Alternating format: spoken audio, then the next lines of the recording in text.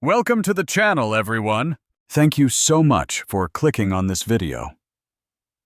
Whether you're here to learn something new, get inspired, or just relax and enjoy some great content, I'm really glad you're here. On this channel, I'll be sharing exciting stories, useful insights, and valuable tips that I hope will make your day a little better every time you watch. If you enjoy the video, don't forget to like, subscribe, and turn on notifications so you never miss an upload. All right, let's get started. Imagine living in a city where the sky doesn't set, it powers down. That was life in Dios. Every evening, the atmospheric shield above the glittering towers would bleed from sunset orange into a deep, bruised purple, shot through with veins of electric violet. It was a beautiful, terrifying light show, and down below, nobody dared to look up. They were too busy watching the clocks, counting the seconds until they could lock their doors. This city was a gilded cage, built on a lie so dark it had to be hidden by 1,000,000 dazzling lights. And if you think this is just a story, stick around. You're about to see what happens when one person decides to break the cage open. The government blamed it on cosmic weather, but in the quiet corners of the city, everyone whispered the real name for the terror that came with the dark. They called it the night. And Naira Voss was the one they sent to keep it at bay. Her boots were silent as she moved through the plaza, a shadow carved from obsidian and starlight. Her armor wasn't just something she wore, it was part of her, a living metal that shifted with her every breath. Faint lines of light pulsed along the seams, sleeping for now. She was a night warden, one of the city's elite protectors, tasked with fighting the darkness. As she walked, a mother saw her and quickly pulled her daughter close, hiding the little girl's face from Naira's helmet. A familiar coldness settled in Naira's gut. She was supposed to be a symbol of safety, but all she brought was fear. The government called the wardens a shield, but Naira knew the truth. They were the bars of the cage. And her job was to collect the fear that kept everyone in line. Her helmet display was green across the board, all systems normal. But her gut screamed that something was wrong. The city's heartbeat was off. It was too quiet, the kind of quiet that comes right before something shatters. High above her, clinging to the ledge of a monstrous drainpipe, Elias Kane tried to steady his breath. He was human, a strange sight in Zeus, and he looked like he hadn't slept in a week. His worn leather jacket, a relic from a forgotten Earth, smelled faintly of rain and old books, scents that didn't exist in this sterile city. "Just get the shot, Elias," he muttered to himself, leaning out over the edge. Below him, a secret security bay was opening up. The official records called it a maintenance hatch, but Elias had followed the paper trail for 3 weeks and knew that was a lie. He wasn't interested in maintenance. He was interested in the mysterious crate being loaded into the bay. It was marked with the logo of a medical charity, but the guards holding pulse rifles told a very different story. He raised his camera, a clunky old thing modified to bypass digital sensors, and squeezed the shutter. The soft click sounded like a gunshot in the silence. That's when he saw it, a black blur scaling the wall with impossible speed. He tried to run, but there was nowhere to go. A hand like a steel vice clamped down on his shoulder, spinning him around and slamming him against the wall so hard the air exploded from his lungs. His world shrank to the glowing tip of an energy blade humming an inch from his throat. He could hear the whine of the suit's mechanics and the deadly buzz of the weapon. "State your designation and clearance," a woman's voice, filtered through a machine, said calmly. It was the calm that terrified him the most. "Tourist," he gasped. "Lost tourist. Big fan of the, Gothic architecture." The blade didn't move. "You're carrying unauthorized tech in a restricted zone. That makes you a spy. Spies are dealt with on site." Whoa, wait," Elias said, slowly raising his hands. "Not a spy. I'm a journalist. Mostly harmless, I swear. Check my pockets. No weapons. Just this very expensive camera and a protein bar that tastes like sadness." The warden tilted her head, and with a hiss of compressed air, her visor retracted. Elias had been expecting a grizzled soldier or a cyborg fanatic. He was not expecting her. Her skin was a pale violet, dusted with tiny markings like scattered stars, and her eyes were the color of liquid silver. She had a sharp, severe beauty that stole the breath from his lungs. Her gaze wasn't hateful, just analytical. She expertly patted him down, finding the camera, the half-eaten bar, and his fake ID. "Elias Kane," she read aloud. "Occupation? Xenological observer." "Sounds way better than nosy reporter," he said, trying for a smile. "And you are?" he asked. "Officer Naira Voss," she replied. Elias grinned, a reckless, lopsided thing. "Nice to meet you, Officer Naira Voss. Am I saying that right? Rhymes with boss?" Naira's deadpan expression didn't even twitch. "It's pronounced Nira," she corrected, her voice flat. "And nothing in your language rhymes with it." "Nira. Got it," he said. "Look, Nira, if you were gonna liquidate me, you'd have done it already. I'm no spy. Spies don't fumble. I'm just a guy chasing a story." With a soft hum, she deactivated the blade and stepped back. "You're reckless, Elias Kane," she said, her voice low. "And in this city, recklessness gets you killed." "I'm chasing a lead," he said, straightening his jacket. "People have been disappearing from the lower levels. The government says they moved away, but their transport records are empty. And tonight I saw a crate being loaded into a drone bay that shouldn't even exist."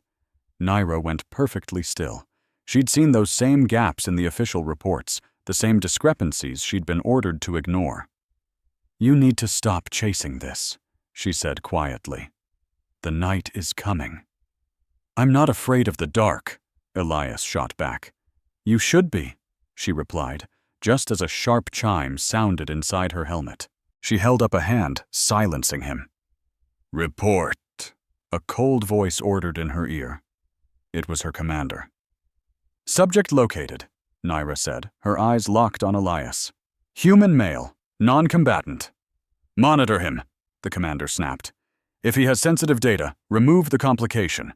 The festival is about to begin. No loose ends." A chill ran down Naira's spine. Remove the complication. It was a death sentence, delivered like a coffee order. "Understood," she said, cutting the connection. She looked at Elias, who was watching her with those sharp, intelligent eyes. He knew the conversation hadn't been friendly. "You're free to go," Naira said, the lie tasting like ash in her mouth. "But get off this roof. The Festival of Lights is starting. If security finds you up here again, I won't be the one they send." Elias paused, sensing the shift in her. He gave a slow nod. "Thanks for the save, officer. Maybe I'll see you around." "Don't count on it," she said. As he disappeared down a fire escape, Naira stood frozen, her hand resting on the weapon she'd just been ordered to use. For the first time in 10 years, she had disobeyed an order. And as she looked down at those secret crates, she realized the nosy human was right. Something terrible was being hidden in her city. And now she had to know what it was. The Festival of Lights was the city's desperate, screaming answer to the darkness. The main plaza was a pulsing sea of bodies and light. Glowing lantern drones floated through the air like jellyfish, painting the crowds in shifting colors. Ribbons of holographic music twisted between the buildings, shimmering sound waves that burst into sparks when you touched them. It was beautiful. It was deafening. It was all a lie. Elias moved through the crowd, his head down, trying to blend in with the frantic joy of the aliens around him.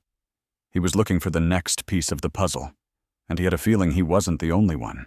The party-goers, with their shimmering drinks and too loud laughter, were all pretending the sun hadn't just vanished. But Elias knew better. He glanced at the old-fashioned watch on his wrist, a stubborn piece of earth he refused to give up.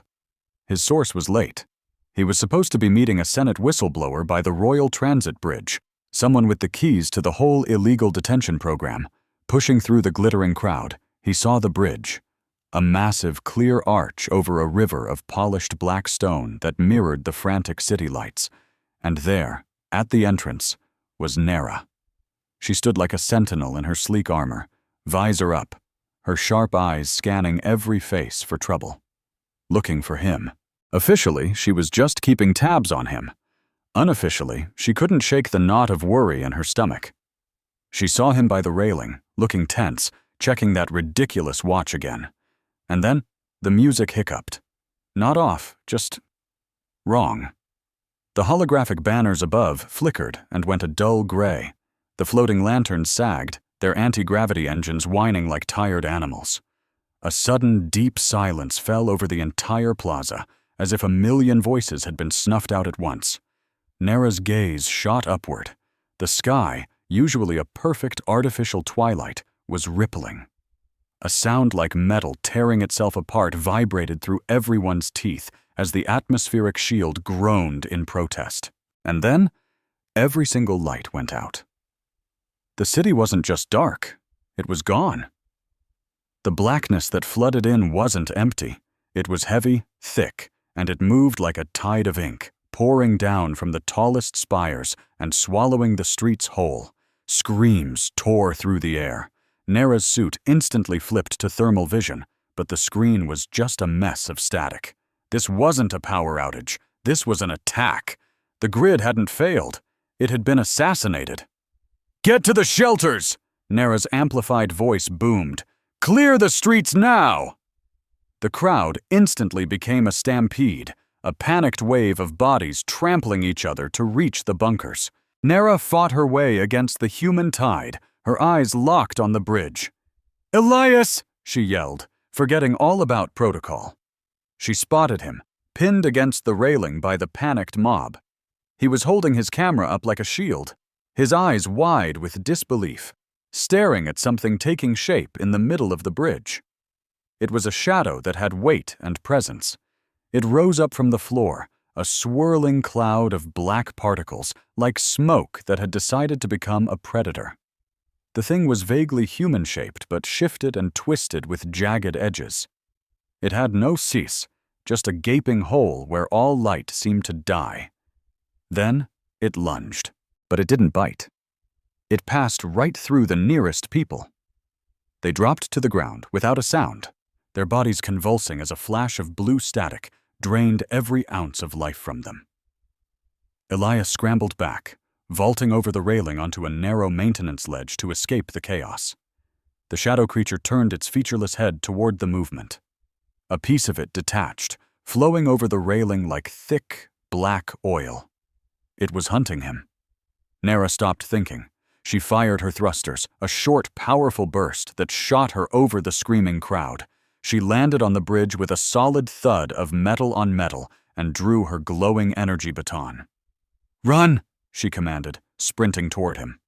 Elias didn't need to be told twice. He was scrambling down the catwalk, the oily darkness flowing right behind him, dissolving the metal path wherever it touched. Nera reached the edge, vaulted over, and landed between the creature and Elias. She swung her baton, a weapon meant to crack riot shields. It sliced through the shadow with no resistance at all, but the burst of energy made the creature shriek, a horrible sound of grinding glass. The black swarm pulled back, then whipped a tendril of pure darkness at her. It slammed into her chest plate like a wrecking ball made of absolute zero. Her suit's power plummeted by 40% in a single second. The cold was so intense it burned. She gasped and staggered backward. This isn't just an attack, she thought, her mind racing. This is a weapon. She regained her footing and looked down the catwalk. Elias was trapped. The path ended at a sealed service door. He was fumbling with some kind of bypass tool, but his hands were shaking too much. The shadow was reforming, getting bigger as it fed on the city's dying energy. Nera charged. She grabbed the back of Elias's jacket and threw him toward a small, blast-proof alcove built into the bridge's support pillar. "Get in!" she yelled. She shoved him inside and slammed the heavy metal grate shut, engaging the manual lock. It felt terrifyingly flimsy as the shadow creature slammed against it, making the metal hiss and start to corrode. Nera squeezed into the tiny space, pressing Elias back against the wall. It was cramped and smelled like rust and ozone. Tendrils of black smoke were already leaking through the grate, curling toward them. "My projector!" Nera gasped, messing with a device on her gauntlet. "I have a portable shield." She slammed her palm on the activator. It whined, sputtered with a weak yellow spark, and then died. "Damn it," she hissed. "The darkness. It's draining all the power." Elias stared at the grate. The metal was now glowing red as the shadow ate its way through. "So we're going to die in a utility closet," he said, his voice shaking. "That's just a terrible headline." She looked at him and saw the terror plain on his face, that raw, human fear. Her powered gauntlet was dead. She had one move left. It was forbidden, dangerous, and violated every rule she'd ever sworn to uphold as a Night Warden. But she wasn't going to die here. With a desperate, violent yank, she grabbed Elias by the front of his jacket and pulled him off the wall. "Listen to me," she said, her voice crackling, stripped of its usual electronic filter. "If you want to make it through this night, you need to hold me." Elias just blinked, his mind struggling to process. "What?" "Hold me," she ordered. "Skin against my armor. As close as you can get. Now." Elias stared, the creeping darkness just inches away. "That's your master plan?" he yelled. "We're going to hug the monster to death. Are you serious?" Nera slammed her body into his, pinning him against the cold wall. She explained in a frantic rush, her words tumbling out. "My armor, it runs on a biofield. It needs a rhythm to stabilize. My heartbeat isn't enough to power the emergency barrier now that the grid is down. I need a second pulse. I need to create a loop." She grabbed his hands, forcing them around her waist and pressing his palms flat against the neural connectors on her lower back. The joking vanished from Elias's face. He saw the fear in her silver eyes, and it wasn't the fear of dying. It was fear of what she was asking him to do. He tightened his grip, pulling her flush against him until there was no space left between them. The contact was like grabbing a live wire. Elias gasped. It wasn't just the pressure. As his chest pressed against her armor, he felt a jolt go straight through his nervous system, a current humming with a deep, ancient sorrow. He could feel her heartbeat, not in his ears, but thumping inside his own chest, fast, terrified, but unbelievably strong. Nera let out a shaky breath, her helmet resting against his shoulder. She closed her eyes, reached out with her mind, and found the chaotic, panicked rhythm of his human heart. And she forced her own to sync with it. Thump, thump, thump, thump. The two beats locked into one. A sound like 1,000 tiny bells chimed in the small space. A brilliant field of light erupted from the surface of Nera's armor. It wasn't the harsh yellow of a standard-issue shield. It was a pearly, iridescent white that pulsed with every synchronized breath they took. The light expanded, flooding the alcove just as the shadow creature tore through the grate with a roar of static. It lunged for them, hit the iridescent field, and shrieked in agony. The light was burning it, boiling the darkness away into nothing but harmless gray ash. The creature recoiled, unable to break through the living barrier created by two souls pressed together. Inside their circle of light, the world fell silent. Elias could feel Nera trembling against him. The armor that had looked so cold and impenetrable now felt warm, almost like she had a fever. He wasn't just holding a soldier anymore. He was holding a woman who had been alone and cold for a very long time. The armor didn't just share power. It shared feelings.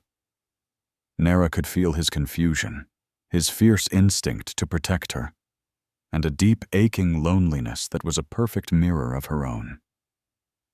For 10 years, she'd hidden behind this wall of metal. Now, this stranger, this human, was part of her very being.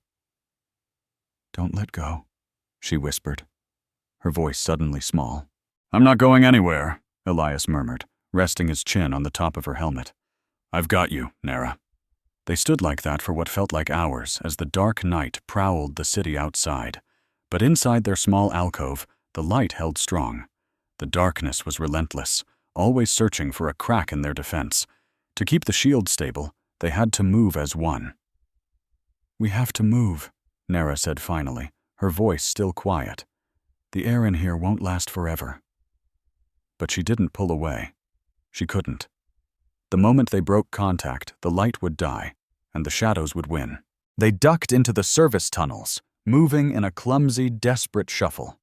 Elias kept one arm locked tight around her waist, his other hand clamped on her shoulder for balance. Nera had one hand on her weapon, the other pressed flat against his chest, feeling the frantic rhythm of his heart, trying to coax it into a steady beat. It was half an embrace, half a tactical hold.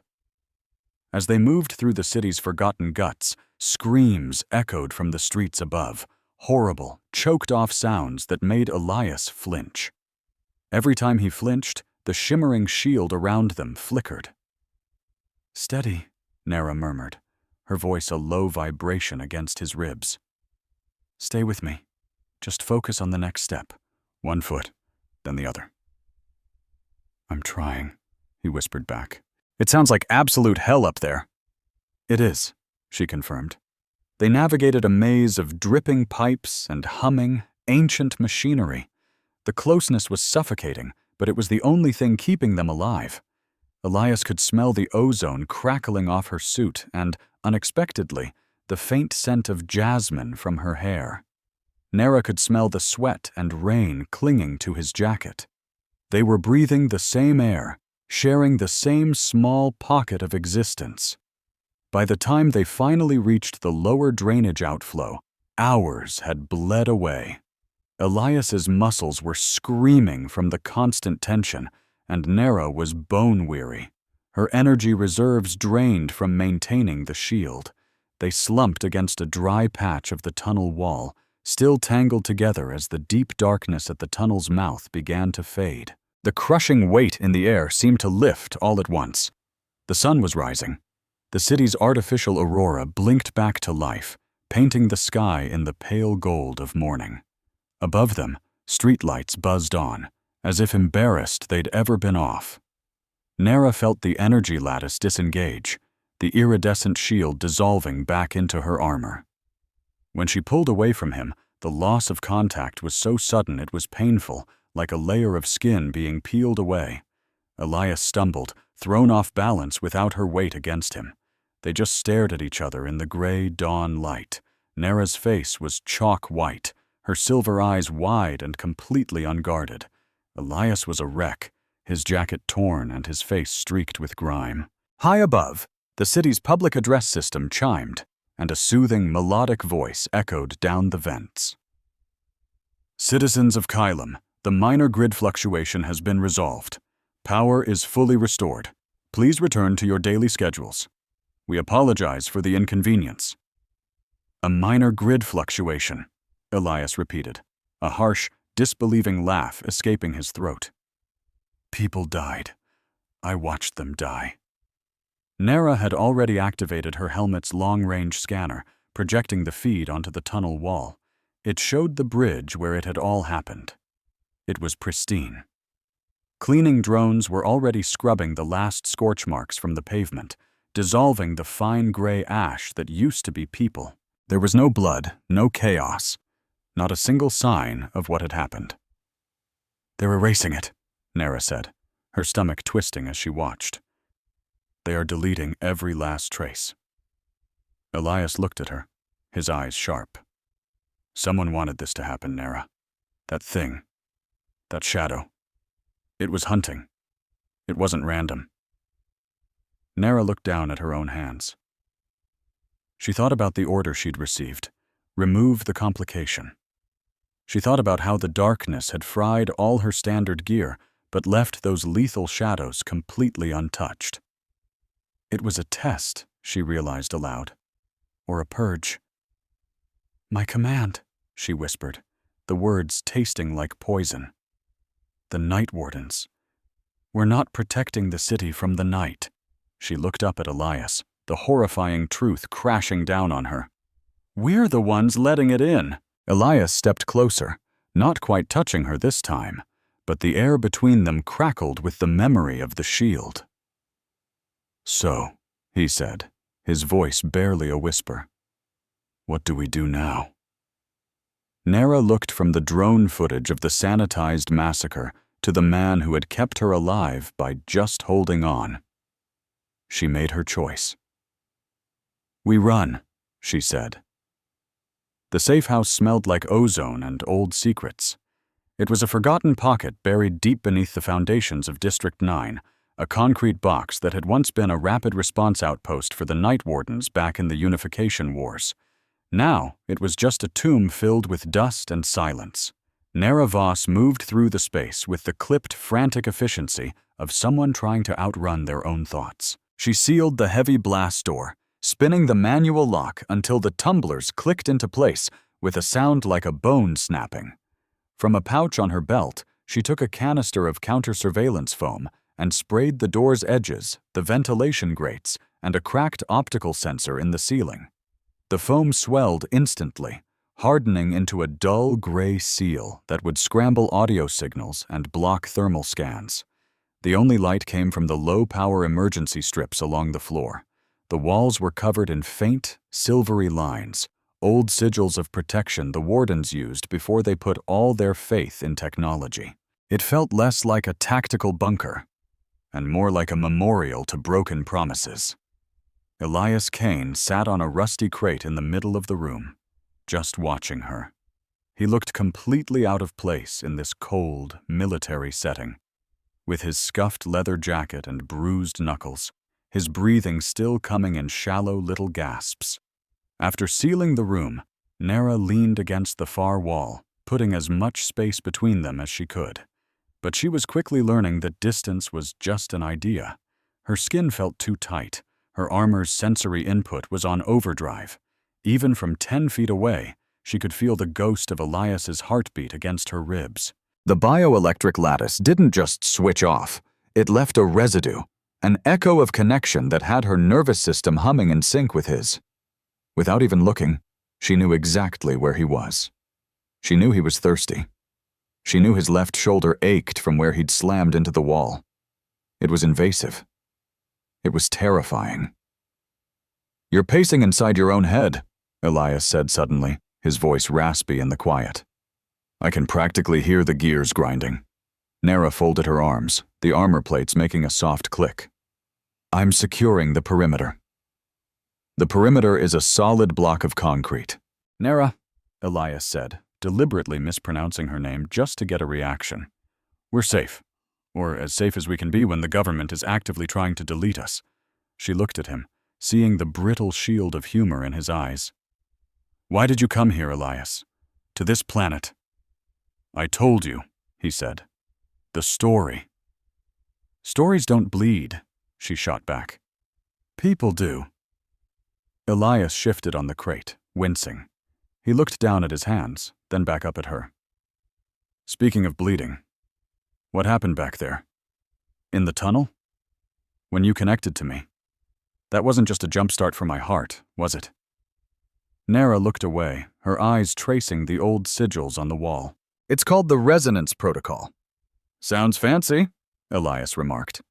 "It's illegal," she corrected him. Elias cocked an eyebrow. "Illegal? You're the cops? Who makes something illegal for you?" "The Senate," she said, pushing off the wall, unable to be still. "The lattice technology was created for squad cohesion. It lets wardens share PAN, stamina, sensory data. But they found a flaw. If two people's biorhythms sync up too perfectly, the lattice creates a feedback loop. It stops being a tactical tool and becomes a bond." "A bond?" Elias repeated. "Like a marriage? Or a gravity well?" Nara said, her voice sharp. "It creates a permanent neural link. We're bonded. We become attuned. If you get hurt, my vitals will spike. If I feel fear, your adrenaline will surge. The Senate outlawed the protocol 50 years ago. They're afraid of what they can't control. A soldier bonded to someone else values that person more than the state. It makes us unpredictable. It makes us human." Elias let out a long, low whistle. "So basically, we just accidentally engaged in some kind of high-tech soul meld because you didn't want my face eaten by shadows." Nara glared at him. "It is not a soul meld. It was a biological imperative for survival. Don't romanticize it." Elias leaned back, a small grin playing on his lips. "You know, from the outside, your politics look really complicated. But from down here," he continued, "it just sounds like a soap opera with lasers." Nara just stared at him.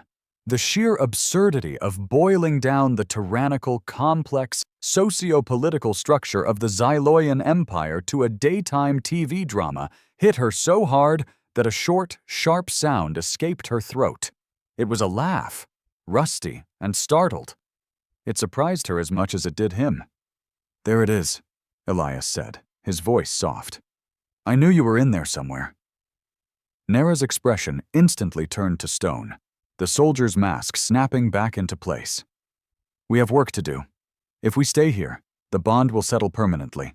We need to move." She strode to an equipment locker and pulled out a fresh energy cell for her baton. "We need to find your contact," she said, her voice all business. "If he has proof of this detention program, we can use it for leverage." Elias stood up, his playful mood gone. "The meet was in Sector 12, at the festival grounds. If he wasn't caught in the stampede—" "He'll be there," Nara finished for him. "Or he'll be dead." Sector 12 was a disaster of confetti and shattered glass. The Festival of Lights had ended in a full-blown panic, and the streets were choked with the abandoned remnants of a celebration that had turned into a nightmare. They moved through the shadows, Nara taking the lead with Elias close behind. The city was on a soft lockdown. Drones sliced through the sky above, their searchlights sweeping the streets in lazy hunting arcs. What would you do if the very people sworn to protect you were the monsters hiding in the dark? That's the nightmare Elias found himself in. He and his new, heavily armed bodyguard, Nara, reached the rendezvous point. A quiet little corner tucked behind a hydroponic garden, but it was completely empty.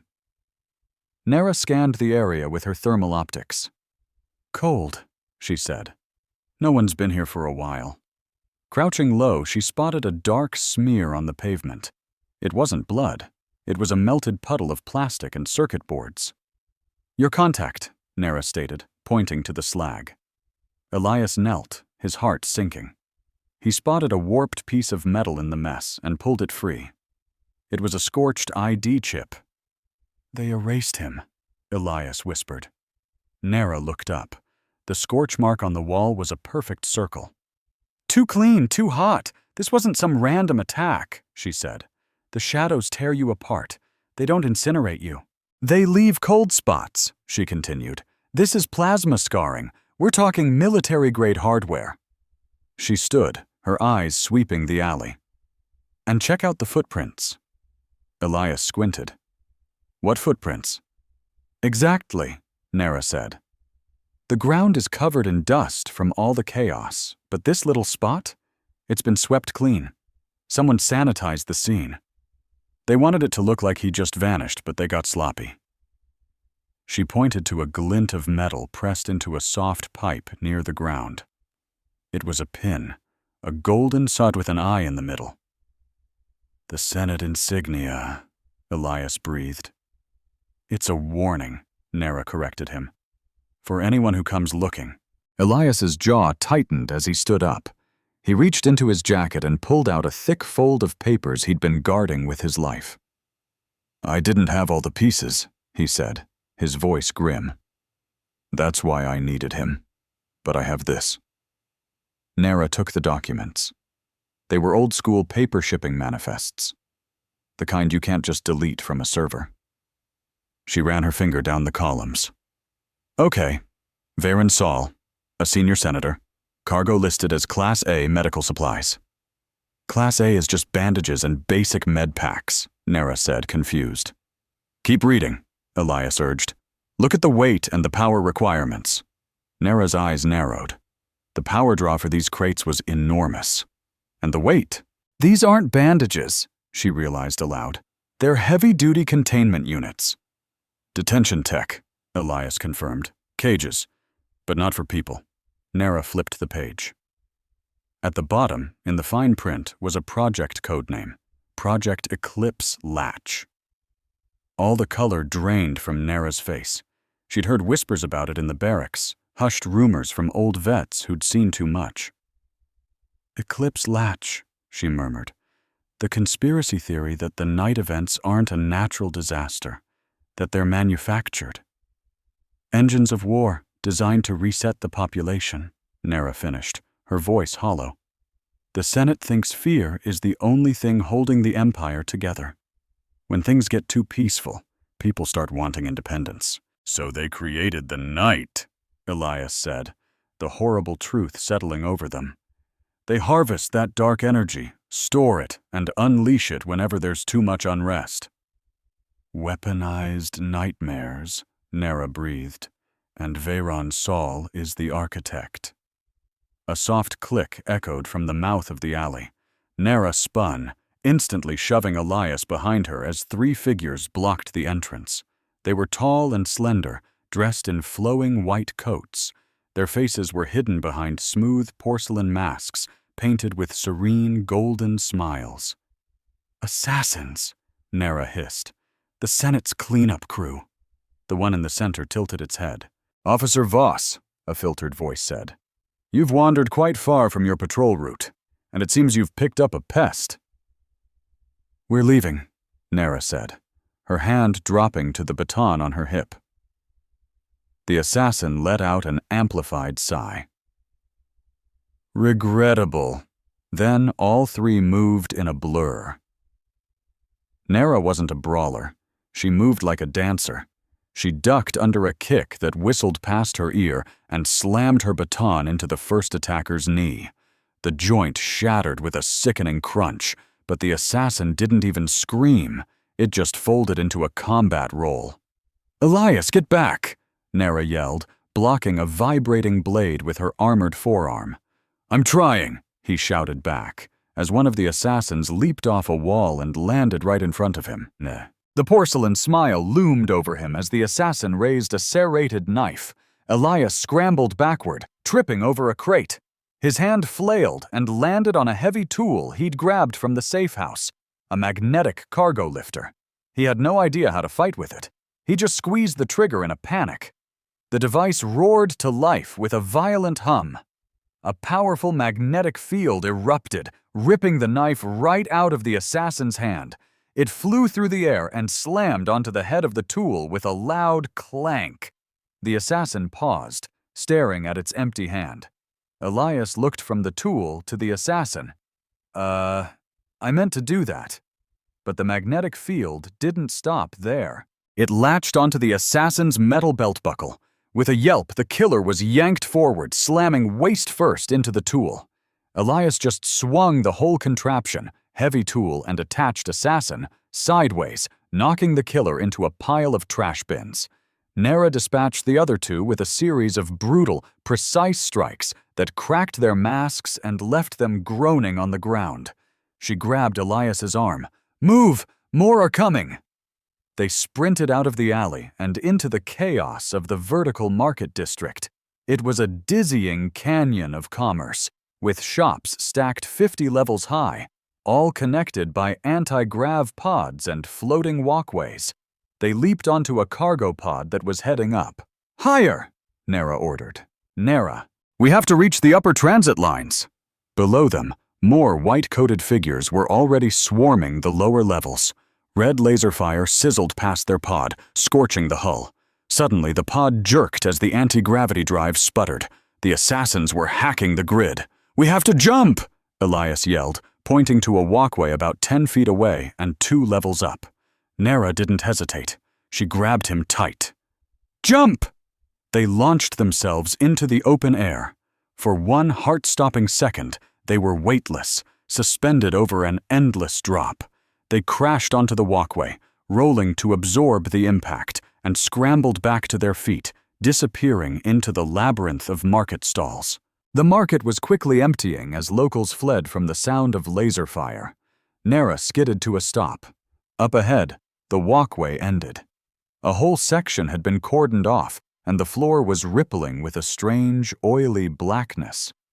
"A shadow zone," Nara said, out of breath. "They're flushing the sewers with dark matter runoff to cut us off." "We can't go back," Elias said, glancing over his shoulder at the approaching white coats. "Then we go through it," Nara said, her jaw set. Elias stared at the writhing darkness. It looked just like the stuff that had attacked him on the bridge, only slower. "It'll kill us." "Not if we shield," Nara replied, turning to him. Her eyes were wide, her pupils dilated. She was terrified, not of the shadows, but of what they had to do next. "Do it," Elias said. He stepped toward her, and this time, there was no hesitation. He wrapped his arms around her armored waist as she gripped the lapels of his jacket. They pulled each other close, and the invisible lattice of energy slammed into place between them. The sensation was 10 times stronger than before. This time, they weren't just scared. They were exhausted, angry, and they understood each other. Nara gasped as she felt Elias's stubbornness, his sharp fear, and underneath it all, a fierce, burning admiration for her. Elias felt the cold steel of her discipline and the molten core of desire she kept locked away. An iridescent shield flared to life around them, humming with a perfect, harmonious chord. They stepped into the shadow zone together. The darkness hissed and boiled, clawing at their boots, but their light pushed it back. They moved in perfect sync, hip to hip, their breaths falling into the same rhythm. Inhale, step, exhale, step. The intimacy was overwhelming. It was more than just being close. It felt like their senses were merging. Elias could feel the air on her skin. Nara could taste the faint trace of blood where he'd bitten his lip. They burst out the other side into a clean service corridor, but they didn't let go. They stood there, chest to chest, as the shield slowly faded, leaving a crackle of static in the air between them. Elias's hands were still on her waist. Nara's were on his chest. She looked up at him, her breathing coming in short, sharp gasps. "You have to stop," she whispered. "Stop what?" Elias asked, his voice rough. "Wanting," she said. "The lattice. It feeds on intent. The more you want, the louder our connection gets. They can track us by the intensity of our bond. On the energy spectrum, you're screaming right now." Elias didn't pull away. He looked at the violet markings on her skin, at the deep sadness in her silver eyes that he desperately wanted to understand. "Do you ever get to choose?" he asked softly. "What you want?" Nara opened her mouth to recite the code, to tell him that a night warden wants nothing but order, but the words wouldn't come. The silence between them was heavy, filled with everything they couldn't say. Finally, she pulled away, and the loss of contact felt like a physical ache in her chest. "This way," she said, her voice trembling just a little. "I know someone who can hide us." The archive wasn't a library. It was more like a hoarder's paradise, crammed into a decommissioned sanitation hub. The room was packed from floor to ceiling with data crystals, old hard drives, and actual paper books. It smelled of stale coffee and overheating servers. Kiri was practically fused to her command center, a 4-armed Tarlaxian with copper skin, swimming in a sea of glowing monitors.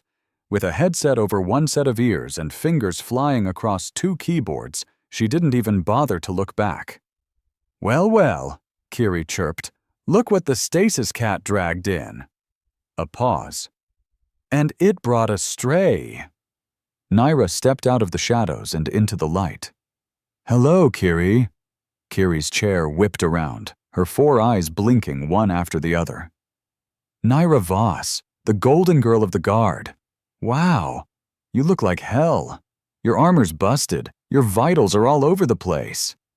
Kiri took a theatrical sniff of the air, her gaze flicking to Elias and then locking back onto Naira. A slow, dangerous smile spread across her face. "Oh, this is just priceless. You've got yourself a human problem. He's not a problem, Naira said, her voice tight. He's a witness. Honey, he's a walking soul bond, Kiri cackled. I can practically see your neural signatures tangled up from here. You two are lit up like a downtown noodle sign. Elias stepped forward. Nice to meet you too. I'm Elias. I know, Kiri said, tapping a key without looking. Elias Kane, reporter, professional pain in the neck, and currently the most wanted man in this entire sector. So what's the favor? Can you help us? Naira asked. Kiri sighed dramatically and spun back to her screens.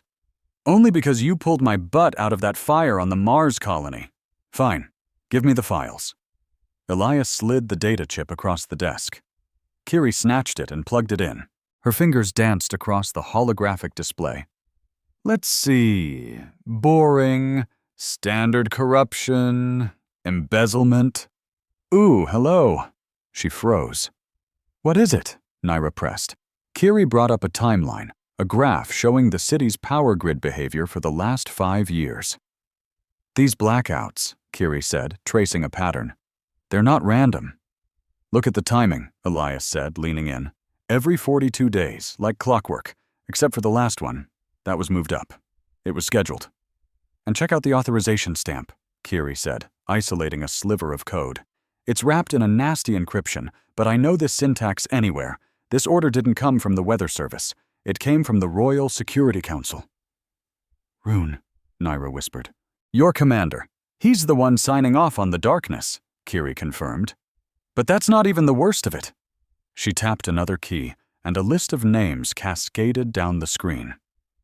Project Eclipse has a little subfolder, Asset Disposal. Naira's name was third from the top. Naira Voss. Designation: Bond Risk. Status: Pending termination.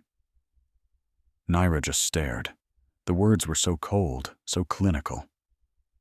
They knew, she breathed, even before tonight.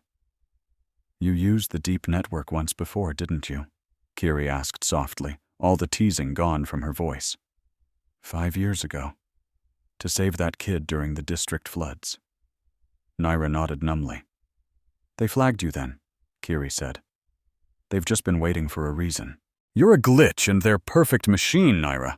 A weapon that developed a conscience. A hand gently touched her shoulder. It was Elias. We have to go. No, Naira said, her voice shaking. I have to turn myself in. If I surrender, maybe I can testify. Expose Rune before. They won't let you get a single word out, Elias cut in, his tone firm. They'll stick you in a dark cell and tell the world you died of shame. Then what are we supposed to do? Naira shot back, whirling to face him. We have proof, but who's going to listen? The Senate owns the news. They own the courts. We don't need a court, Elias said, a fire lighting in his eyes. We need a stage. He pointed at the screen. When's the next blackout scheduled? Kiri's fingers flew. Originally, it was 3 weeks from now, but with the new timeline. Her eyes widened in horror. Tonight, she whispered. It's tonight, in less than 4 hours. Where? Naira demanded. The target coordinates are the upper spire, the Senate Gala. Elias looked at Naira, his face grim. They're attacking their own party. No, Naira realized with a sickening lurch. The Gala is inside the solarium dome. It's got its own shields. The blackout will hit the district around the spire. The rich and powerful will be sipping champagne behind unbreakable glass, while their servants and security staff outside are completely wiped out. It's a demonstration, Kiri said grimly. A show of force. Look how we protect you. Elias's expression hardened into pure determination. We're going to that party, he said. Naira stared at him like he'd lost his mind. We're fugitives. We can't just walk into the Senate Gala. We're not walking in, Elias said. We're crashing it. We're going to find the master control for Project Eclipse. It has to be there for them to do a live demo. And we're going to take it. And then what? Naira asked, her heart pounding. And then, Elias said, we're going to broadcast the truth on every single screen in this city. We're going to show everyone exactly who has their finger on the trigger. Naira glanced at the spire's schematic. It was a suicide run. The security would be a fortress. The risk was absolute. But when she looked at Elias, she felt that dangerous, forbidden spark ignite in her chest again. She looked at Kiri. "Can you get us inside?" Kiri cracked all 8 of her knuckles. 8. "I can get you outfits, and I can loop the security cameras for exactly 10 minutes. After that, you're ghosts." Naira turned back to Elias. "If we do this, there's no turning back. We burn everything down behind us." Elias gave her a smile that was both terrifying and thrilling. "Good," he said. "I never liked the dark anyway." The solarium dome perched on the capital's tallest spire like a crown made of diamonds and arrogance. It was an impossible bubble of glass, offering a 360-degree view of the city below, a city that was unknowingly counting down its final hours of light. Inside, the Senate Gala was an explosion of wealth and power. As Naira Voss stepped into the main ballroom for the first time in her life, she felt completely exposed. She wasn't protected by the familiar, heavy shell of her warden armor. Instead, Kiri's contacts had dressed her in a gown of liquid starlight that clung to her like a second skin. It was a deep midnight blue, glittering with tiny, shifting constellations, with a high neck that left her entire back bare, revealing the violet patterns on her skin. She felt naked, a target. Beside her, Elias Kane fidgeted with the collar of his borrowed tuxedo, a stiff, formal garment made of shimmering silk. A tiny translation node was stuck to his throat, humming softly. "Stop messing with it," Naira murmured, barely moving her lips. "You look fine." "I feel like a prize poodle," Elias muttered back, forcing a smile at a passing official. "And I'm pretty sure these shoes are plotting to amputate my feet. Is it a rule that fancy clothes have to be painful?" "It's a universal law," Naira replied. "Now focus. Kiri's camera loop starts now. We have 10 minutes to get near the royal dais and find the entrance to the control vault." They melted into the glittering crowd. The room was a who's who of the Empire's corrupt elite. Senators in decadent robes, decorated military chiefs, and corporate tycoons who bought and sold entire worlds. The air was thick with the scent of exotic spices and cloyingly expensive perfume. Elias, doing his best to look like he belonged, snagged a drink from a floating service tray. He gave the server a polite nod. "Thank you, my good man," Elias said cheerfully. The server, which was a compact cleaning drone, beeped an error message and started spinning in circles. Naira grabbed Elias's arm, pulling him away as a few people glanced over. "That was a garbage disposal unit," she hissed. "It was wearing a little bow tie," Elias whispered back, defensively. "Why would you put a bow tie on a trash can?" "To be festive," Naira said through gritted teeth. "Now stop talking to the appliances. Just try to look handsome and vacant. It's working for everyone else here." They made their way through the sea of predators, moving deeper into the room. Naira's eyes scanned the faces, landing on Senator Veyron Saul, who was holding court near the center of the ballroom. He was laughing, a sound that grated on Naira's soul. He seemed incredibly calm for a man who was about to order a citywide slaughter in less than an hour. Past him, on a raised platform guarded by a shimmering force field, sat Princess Salith. The heir to the empire looked less like a ruler and more like a beautifully decorated hostage. She was weighed down by ceremonial gold, her face a perfect mask of white ceremonial paint. To anyone else, she looked the part of a serene leader. But Naira saw the truth. She saw the way the princess's knuckles were white as she gripped her own hands in her lap. She saw the tiny, almost invisible tremors in her jaw. The princess wasn't in charge. She was enduring.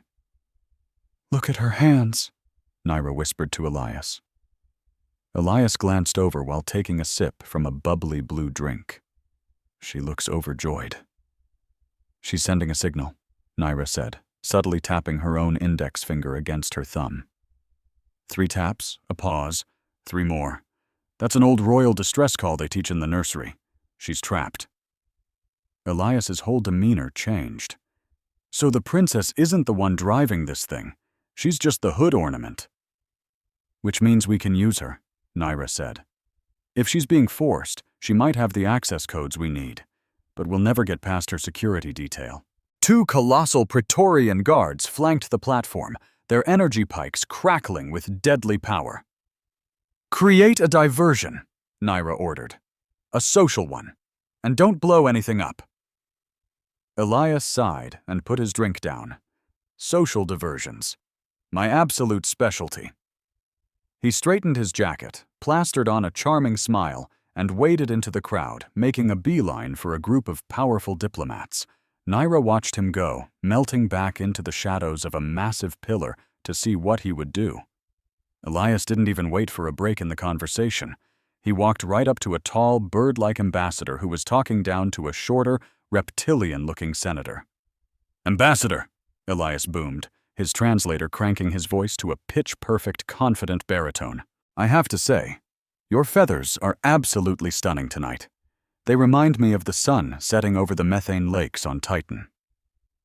The ambassador just blinked, his plumage bristling in confusion.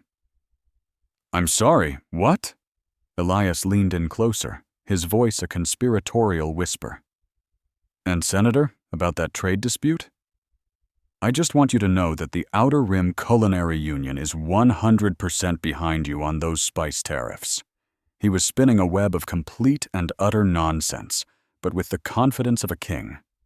He touched the ambassador's arm, a shocking breach of protocol that made the guests around them gasp, then immediately launched into a terrible joke about warp drives that had no punchline, but he laughed at it like it was the funniest thing he'd ever heard.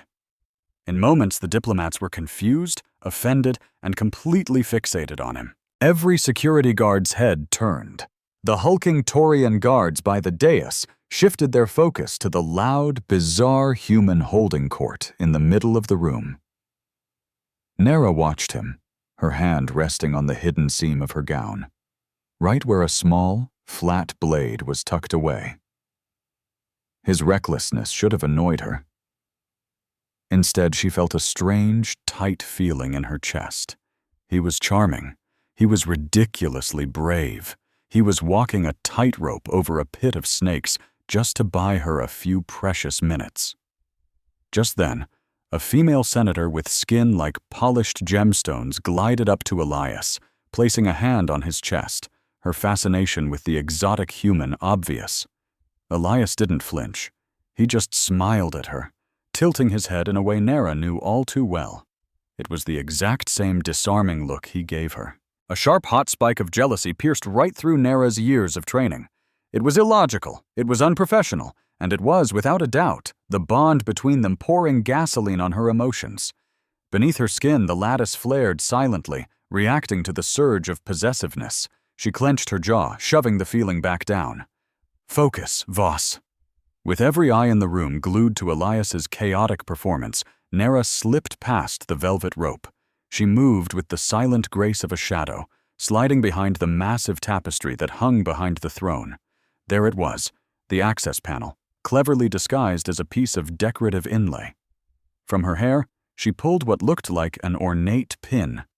Kyr's custom decryption tool. She jammed it into the hidden slot. The panel hissed open. Access granted. She sent Elias the signal with a single, subtle tap on her earpiece. Mid-sentence about the superiority of Earth coffee, Elias suddenly clutched his stomach. "Oh my," he announced to the room. "The spice tariffs. I think they're disagreeing with me. I must get some air." He gracefully untangled himself from the baffled senator's grasp and stumbled toward a side exit, disappearing behind the heavy velvet curtains where Nera was waiting.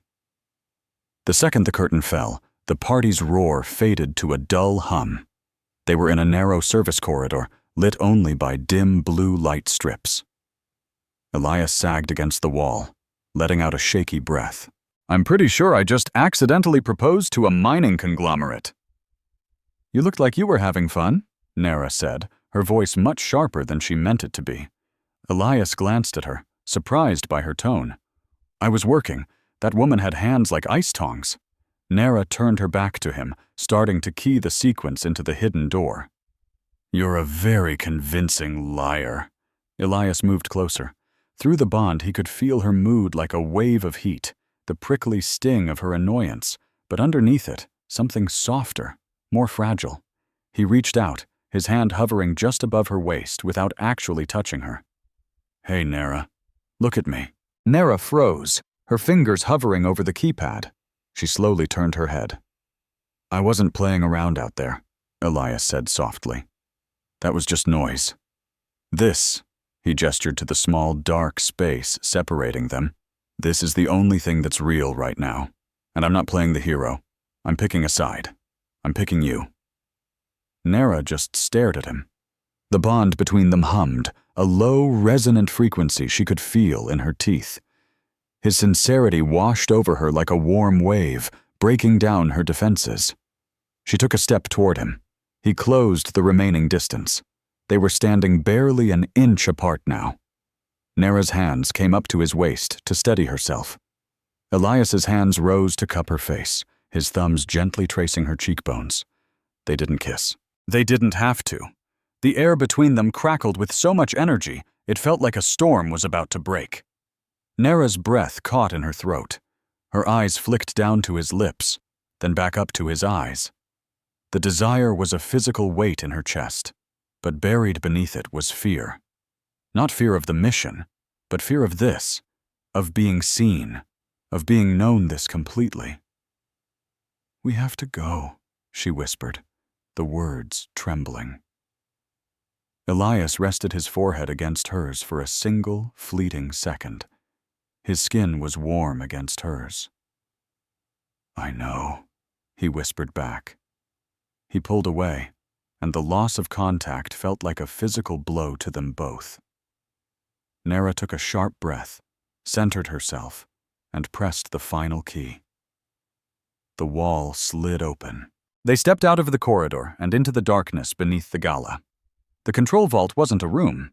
It was a massive cavern carved from the building's foundations. The air was freezing, super-cooled to prevent the colossal servers from melting down, and in the center of the cavern floated the darkness engine. It was a terrifying machine, a spinning gyroscope of black metal suspended in a magnetic field. Trapped inside it was a singularity of pure night, a literal hole in the fabric of reality. It bled shadows that dripped onto the floor and scurried away like insects. The entire floor of the vault was a moat of this crawling, living darkness. Nara stopped them at the edge of the platform. We can't walk on that. It will strip the flesh from our bones. Elias stared at the swirling shadows, which seemed to undulate and reach toward the light from the doorway. We've done this before, Elias said. Nara shook her head. Not like this. That was a defensive pulse. This requires full immersion. We have to walk through it. We need a complete synchronization. She turned to face him, the fear back in her eyes, sharp and clear. If we do this, Elias, she said, her voice low, the bond will deepen.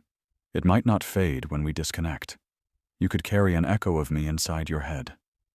Forever. Elias looked from the horrifying engine to Nara's face. He took her hand. Good, he said.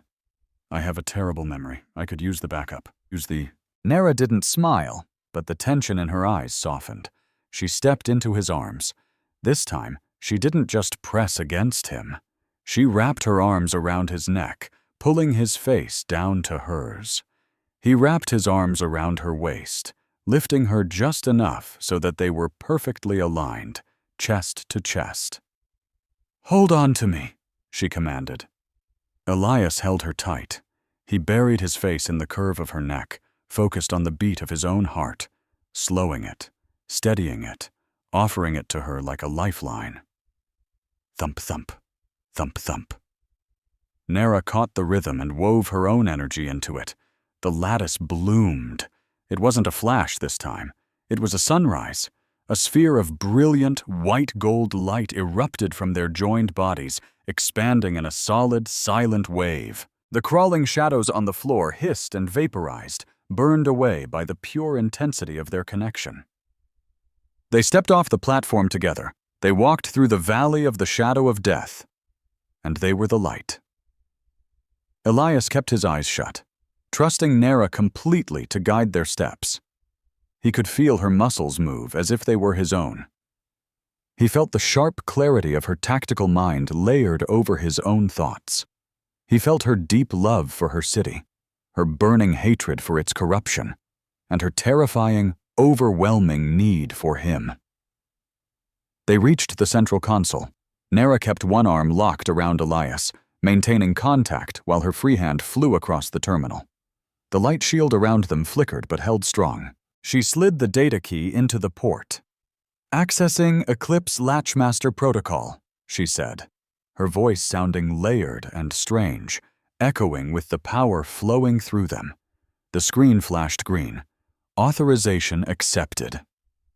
She grabbed the master cipher, a physical drive that looked like a cylinder of polished obsidian. "Got it," she said. Instantly, the entire room flooded with red light. Sirens blared, a physical wall of sound that shattered the quiet intimacy of their bond. Massive blast doors slammed shut, sealing every exit. They were trapped. The main monitor above the console flickered on. A face appeared. It was Commander Rune. He was sitting in a comfortable control room, looking utterly bored. He wasn't panicking. He was taking notes. "Excellent!" Rune's voice boomed through the vault's speakers, calm and detached. "The output readings are completely off the charts. I told the Senate the human variable showed promise. But this is exceptional." Nera stared up at the screen, her arms still clamped around Elias. "You knew?" "Of course I knew, Voss," Rune said. "You're a night warden. You don't take a breath without me knowing the oxygen count. I let you run. I let you find the human. I needed to test the absolute limits of the lattice with an emotional catalyst. Fear is a decent fuel, but love is a nuclear reactor." He leaned forward, his face filling the massive screen. "You've just proven the concept. The darkness engine can be stabilized by a bonded pair. We can use this to create a permanent shield for the city, controlled by bonded wardens. You have just handed us the key to eternal martial law." Nera felt a wave of nausea. She thought she was fighting the system. She was nothing more than a lab rat. "Now," Rune said, "complete the test." A panel slid open in the wall beside them. A single pulse pistol glided out on a tray. "Eliminate the catalyst," Rune ordered. "Kill the human." Nera froze. "If you do," Rune continued, his voice devoid of all emotion, "your file is wiped clean. You're reinstated with full honors. You will become the commander of the new Night Warden Corps. You will survive." Nera looked at the gun. Then she looked at Elias. He wasn't looking at the screen. He was looking only at her. He didn't pull away. He didn't say a word. "Imagine being punished for an act of kindness. That's what my commanders did to me 5 years ago. My crime? I held a terrified little boy during a shadow attack, shielding him with my own energy until sunrise. They called it unregulated intimacy and threw me in solitary for 30 days. Now, that same commander was ordering me to execute an innocent reporter just because our biofields had connected for a split second. Do you think I followed the order? You're not going to believe what I did instead, so stick with me." Rune, my commander, smiled from the monitor, confident his good little soldier would obey. I raised the gun, its cold metal a familiar weight in my hands. I aimed it right at Elias's heart, but I wasn't a soldier anymore. In one swift motion, I spun around and fired, not at Elias, but at the massive engine behind me. The bolt slammed into the cooling vent, and the machine screamed as its magnetic field collapsed. "I am a Night Warden!" I yelled over the noise, "and I am done with the dark!" I fired again, shattering the vault's lockdown system. Then I jammed a stolen master cipher into the main console and screamed one word: upload! The system fought back, but it was too late. A flood of secret data began streaming to every screen in the grand ballroom upstairs. The beautiful holographic decorations fizzled out, replaced by raw lines of code revealing the truth of Project Eclipse. Then came the audio files, secret recordings of the powerful Senator Veyron Saul himself, ordering the very blackouts that had terrorized the city. In the vault, the engine shrieked, and Rune's face on the monitor twisted with pure rage. "Kill them!" he roared. "Kill them all!" The vault doors started to grind open, not because he willed it, but because the entire building was losing power. "Run!" I shouted, grabbing Elias's hand. We bolted out of the vault and down the service corridor, the sounds of chaos and panic thundering through the ceiling above us. We burst through a curtain and into the ballroom, and it was total bedlam. The party was over. Senators were scrambling over overturned tables, and guards were trying to secure exits that wouldn't open. In the center of the room, Princess Salith's throne was empty. She was gone. Suddenly, my earpiece crackled to life. It was Kiri, our tech support. "Nera, get out! The night is here!" "What?" I yelled, dodging a panicked server. "It's not scheduled!" "They moved it up," Kiri screamed, "and they rerouted the shields to protect the Senate floor below. The ballroom is completely exposed." I looked up at the giant glass dome. The invisible energy shield that protected us flickered and died. And then, the sky fell in. The darkness didn't creep in this time. It crashed down like a tidal wave, passing right through the glass. The lights went out instantly, and the only thing you could see were the muzzle flashes from the guards' rifles. The screams were horrifying. Shadow creatures like spiders made of pure smoke dropped from the ceiling onto the terrified guests. I saw Senator Veyron, the man behind it all, screaming as a shadow wrapped around his legs and dragged him into nothingness. "Elias!" I spun around and saw him just 5 feet away, desperately fending off a creature with a silver serving tray. It was useless. The darkness was literally eating the metal. I had no weapon that could stop them. I only had one thing. "Hold me!" I screamed. "Do not let go!" I slammed into him, and we tumbled to the floor together, rolling under a heavy banquet table. He wrapped his arms and legs around me, holding on for dear life. I buried my face in his shoulder, and our bond, the connection they called a crime, flared to life. In the pitch-black hell of the ballroom, we became a blazing star. The shadows clawed at the edges of our light, their cold malice trying to find a way in. But our connection was too strong, fueled by defiance and the terrifying choice we'd just made. "We have to move," I gasped. "The emergency chute, the one for waste disposal." Elias let out a hysterical laugh. "The trash chute? Seriously? Go!" We scrambled out, moving as one glowing beacon. The shadows recoiled from our light. We ran through the screaming chaos, yelling for people to follow us, to get inside our shield of light. But the panic was too intense. We reached a service alcove and found the chute, a black hole leading down into the city's guts. I took one last look back at the ballroom. It was gone, replaced by a swirling vortex of black. "Jump!" I yelled, and we threw ourselves in, plummeting into the darkness. We held on to each other with bruising force as we slid down the metal tube at breakneck speed, the wind roaring in our ears. We hit the water below with a massive splash. It was an underground river, the waste outflow from the upper city, and it was freezing. We surfaced, gasping for air, the current sweeping us deep into the lower districts. As we got further from the danger, our shared light faded, but the warmth of our bond remained. We finally washed up on a concrete bank miles away, shivering and coughing up water. Elias just lay there, staring at the tunnel ceiling, making sure he was still in one piece. I sat up, wringing the filthy water from my starlight dress. The beautiful fabric was torn and ruined. I looked small, fragile, but I felt unbreakable. Elias looked over at me, his eyes wide in the gloom. "You okay?" he wheezed. I didn't answer with words. I just reached out and took his hand. Our bond hummed between us, no longer a temporary shield, but a permanent, open line connecting us. "We just started a war," I whispered. Elias squeezed my hand back, a small smile on his face. "Well," he said, "it's about time." The lower district was a maze of scrapyards and forgotten neon temples, a place where the glittering city above sent its trash to die. We found shelter in the shell of a rusted-out turbine. I was trying to rig a stolen medical scanner into a biomonitor, my hands steady, but my jaw tight with tension. Elias stood nearby, leaning against a pile of old droid parts. The silence between us wasn't awkward.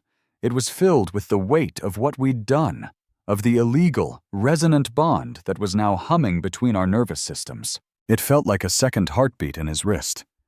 He could feel my frustration like it was his own headache. "We can't stay here," I said, my voice low. "This bond is like a broadcast beacon. Every time your heart rate spikes, I feel it. Every time I get angry, you probably taste metal. Any tracker in the city could follow it." Elias crossed his arms. "So what's the plan? We split up?"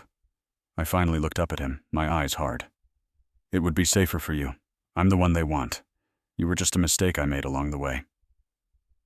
He immediately pushed off the junk pile and crouched down in front of me, meeting my gaze.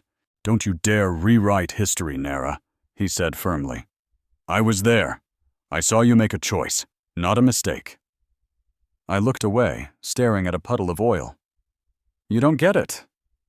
For the Night Wardens, what we have is a crime. They taught us that connection is a weakness, a blind spot where our loyalty to the state is supposed to be.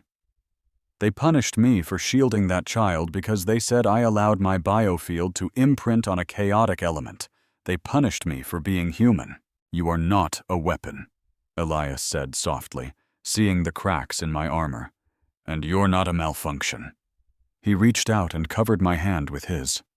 A jolt of warmth shot up my arm. "I came here for a story," he admitted. "I saw you and I saw a headline, The Rogue Warden. But I can't write that story anymore. Because you're not a headline, you're real. And I'm not leaving you to fix this alone." I looked down at his hand on mine, and for the first time, I didn't pull away. The bond between us shifted from a warning siren to a low, steady hum of comfort. "You're stubborn," I said, a tiny smile touching my lips. "I'm relentless," he corrected. "It's my best quality." Just then, a loud screech echoed through the junkyard. We both jumped into a combat stance, but the sound wasn't a threat. A small maintenance drone zipped around the corner, projecting a familiar face. "Kiri." "Took you long enough," she said, her holographic image grinning. "I've found a place for us, a place with others like you." We followed her to a hidden outpost, filled with other defectors and rebels. I looked at Elias, our hands still linked, and realized the truth. The regime was wrong. Connection isn't a weakness. It's a superpower. And our war was just beginning.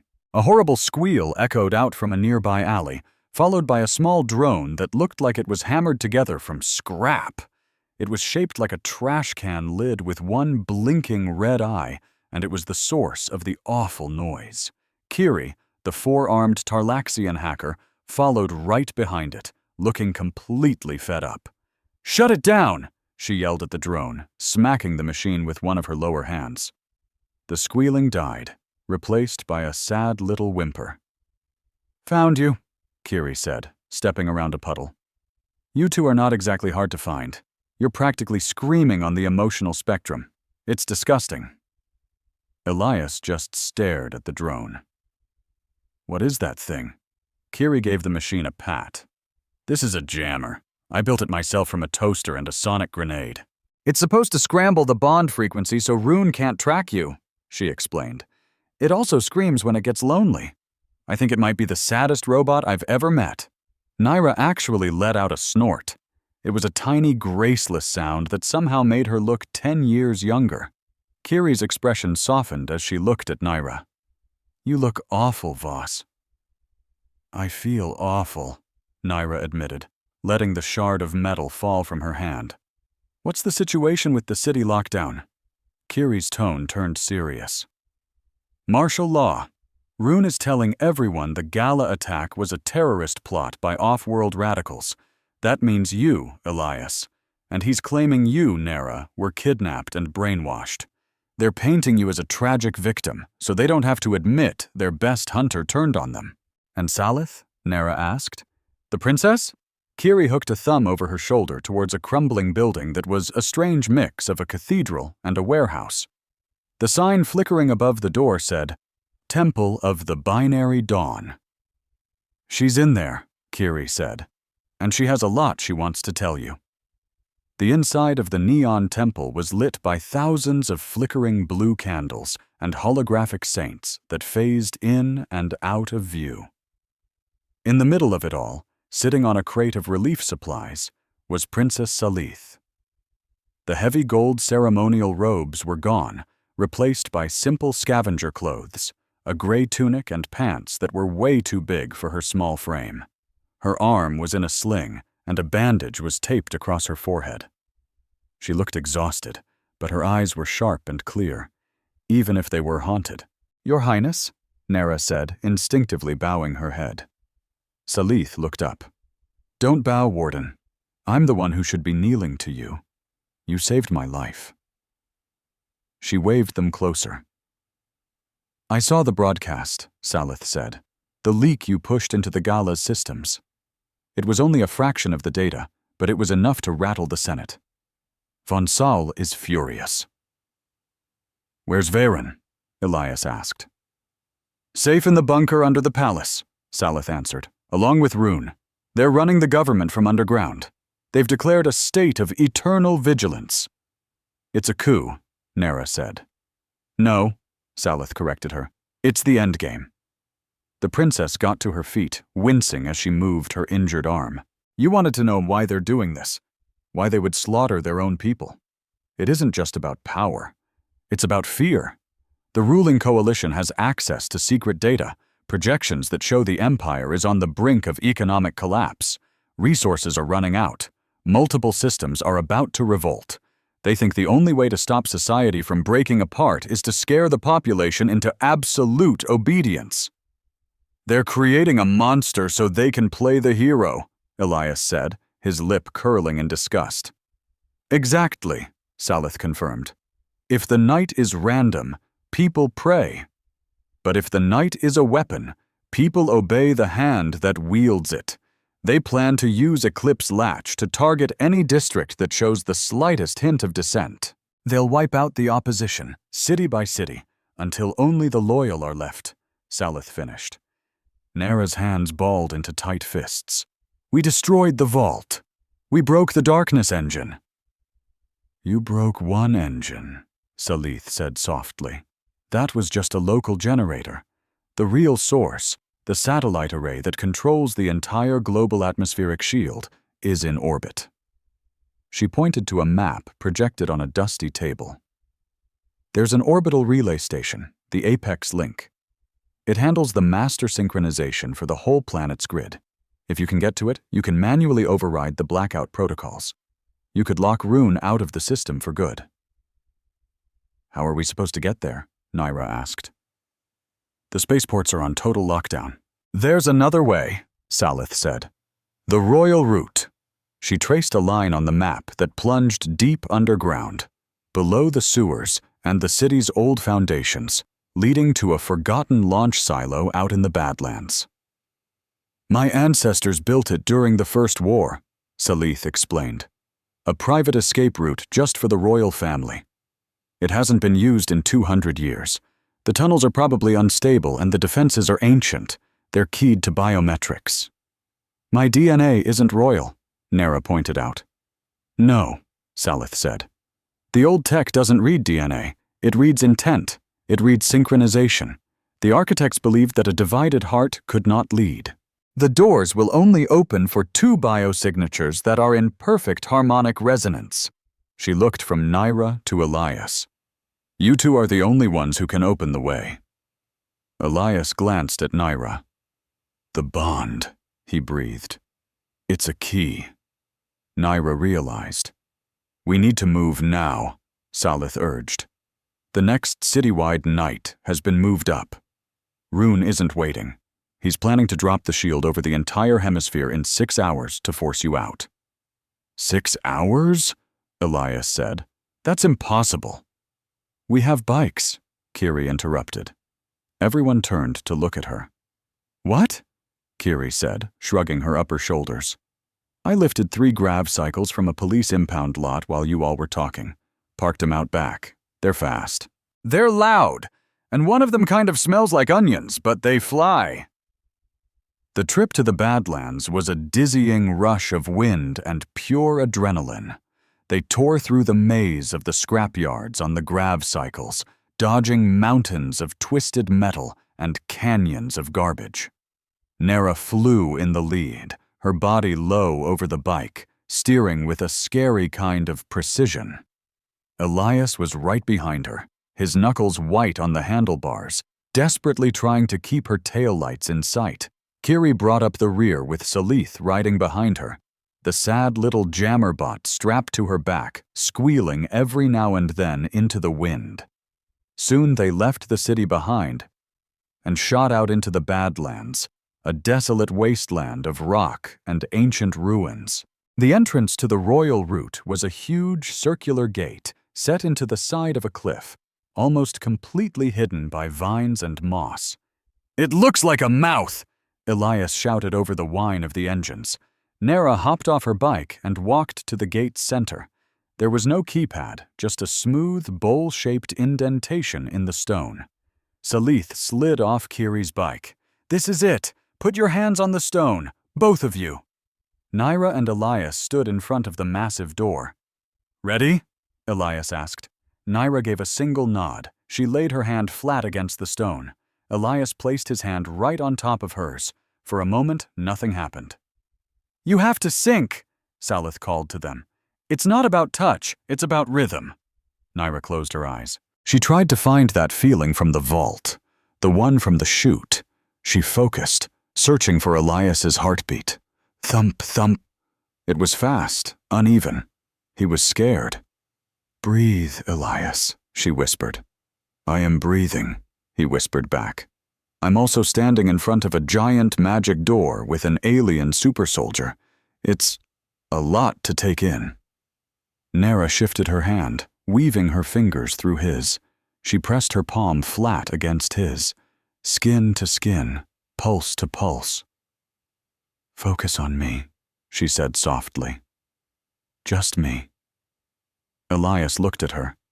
He saw a smudge of dirt on her cheek, the way the faint light caught in her eyelashes. He stopped thinking about the mission, and for a second, he just thought about her. His heart rate slowed, falling into step with hers. The stone under their hands began to grow warm. A low humming sound vibrated up from the ground. Thin lines of blue light sparked to life on the door, spiraling out from their joined hands. With a deep groan of shifting earth, massive stone gears began to turn. The door split down the middle and slid open.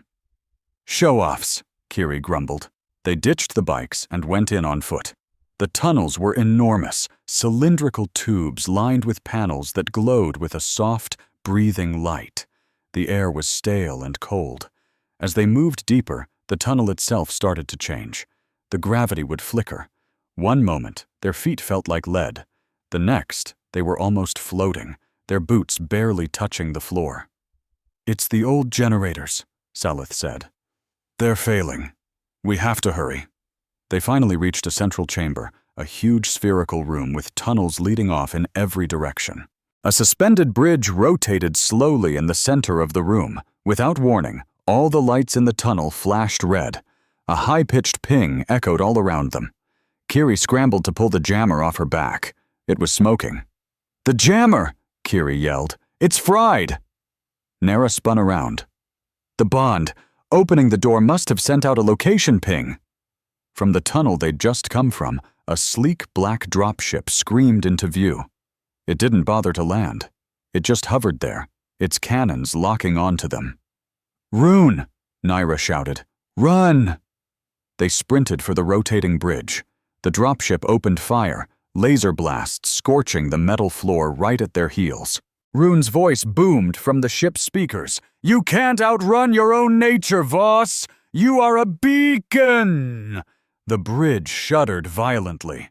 An explosion ripped through the tunnel, shredding the stabilizer gears. Gravity gave out completely. The entire room flipped. The floor became the ceiling became a wall. Elias, who had been running for the far exit, was thrown into the air. He tumbled through the zero gravity, drifting helplessly toward the dropship's massive intake fans. "Elias!" Nera screamed. She didn't go for a weapon. She lunged for the wall, slamming her magnetic boots, the only piece of armor she'd managed to salvage, onto the surface. Anchored to the new floor above the chaos, she reached down. "Elias, grab my hand!" He was slipping away from her, his fingertips just barely brushing against hers as he drifted into the void. But Nera refused to let him go. She didn't give a damn if their enemy, Run, saw what she was about to do. She didn't care if the entire galaxy was watching. Channeling every ounce of her desperate need into their connection, she sent a single thought down the bond. "Come back!"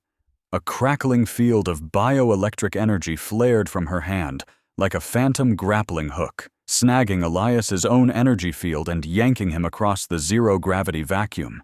He slammed into her, his hand slapping into hers as she pulled him down to the solid surface beside her, his arms instinctively wrapping around her waist to anchor himself.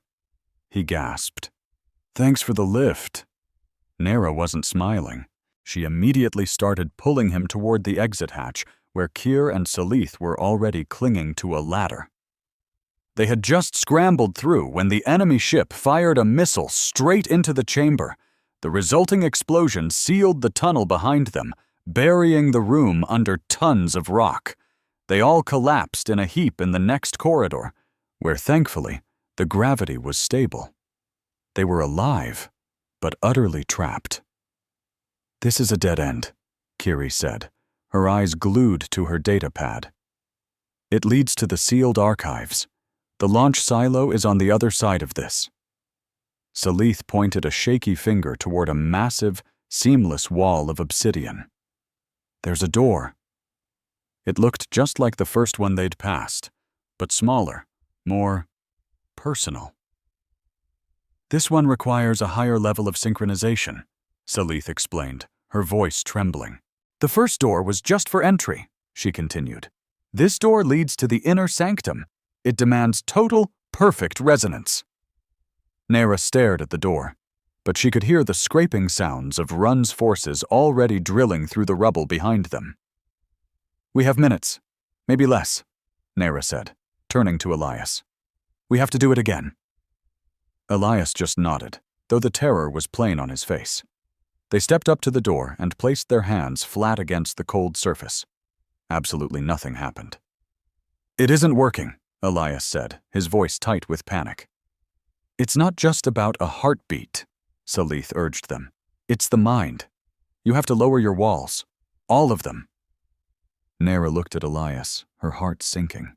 She had spent her entire life building those walls. She was a fortress, designed to keep everyone out.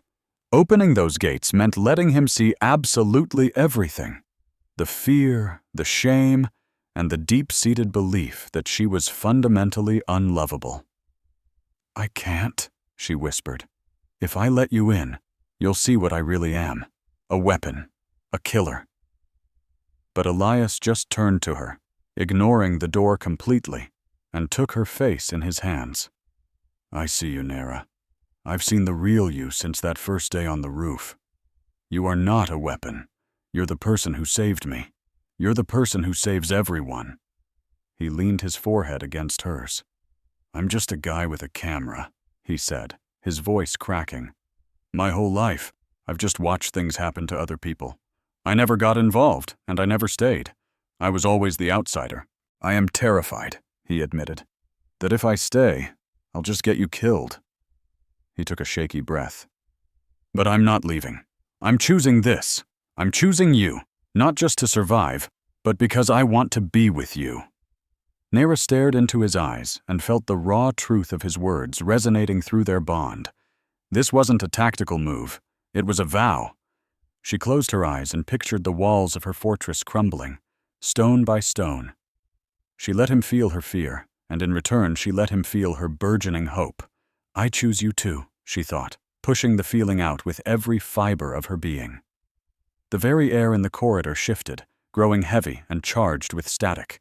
The obsidian door didn't just open, it dissolved into mist, reacting to the overwhelming power of their shared soul. They tumbled through the opening, stumbling into the chamber on the other side. It was an ancient transit station, and a sleek silver bullet train sat waiting on a magnetic rail, humming with dormant energy. "We made it!" Kiri shouted in relief. But just as they sprinted for the train, the rock wall they'd just come through exploded inward. Run burst through the cloud of dust, flanked by two of his elite shadow troopers. He didn't even aim at Nera. Instead, he fired a capture net at Salith. The weighted mesh wrapped around the princess, slamming her to the ground. "Salith!" Elias yelled, spinning back around. "Halt!" Run commanded, his voice echoing in the chamber. He held up a small detonator, and the net around Salith started beeping ominously. "One more step and she burns," Run warned. Nera and Elias froze in place. Run strode forward, yanking the struggling princess up by her collar. He looked at Nera with cold, calculating satisfaction. "Let's make a trade, Voss. I'm a reasonable man. Give me the human, and you can take the princess and go. I don't care about her, she's just a figurehead. But him, he's the catalyst. He's the real danger." Nera's eyes darted to Salith, who was shaking, her eyes wide with terror. "Do it," Salith whispered, pleading. "Save the city." Nera then looked at Elias. He glanced from the train to Salith, and then back to Nera, seeing the cold logic in Run's eyes. He knew Run was lying. If he surrendered, the madman would kill him and then kill Nera anyway. But maybe, just maybe, it would buy her the time she needed to get the train started. He took a step forward. "Okay." "No!" Nera shouted. Elias looked back at her. "Nera, it's the mission. You have to stop the knight. You can't do that if he kills the princess." "I am not trading lives," Nera snarled.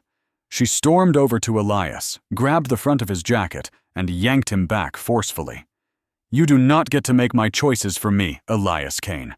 I'm not losing you." She then spun to face Run, her eyes glowing with the leftover energy from their bond. "You want a catalyst?" she asked. "Here's one." She didn't attack Run. Instead, she snatched the sparking, smoking robot jammer from Kiri's hands and hurled it directly at the train's magnetic rail. The device hit the third rail and shorted out in a massive, blinding flash of electricity that sent a power surge through the room's entire system. The lights exploded. The gravity stabilizers failed once again, and for a heart-stopping second, everyone was floating and weightless. Nera didn't waste a moment. She grabbed Elias and Kiri, kicked off a wall, and launched them all toward the train's open door. Run, caught completely by surprise, lost his grip on the detonator as he drifted helplessly upward. Salith, still tangled in the net, floated toward the ceiling of the tunnel. "Nera!" Salith screamed. "Go, get the codes!" Nera reached for her, but the gap was too wide. Just then, the emergency gravity slammed back on, and they all crashed down inside the train car. Nera scrambled to the controls and hit the manual override.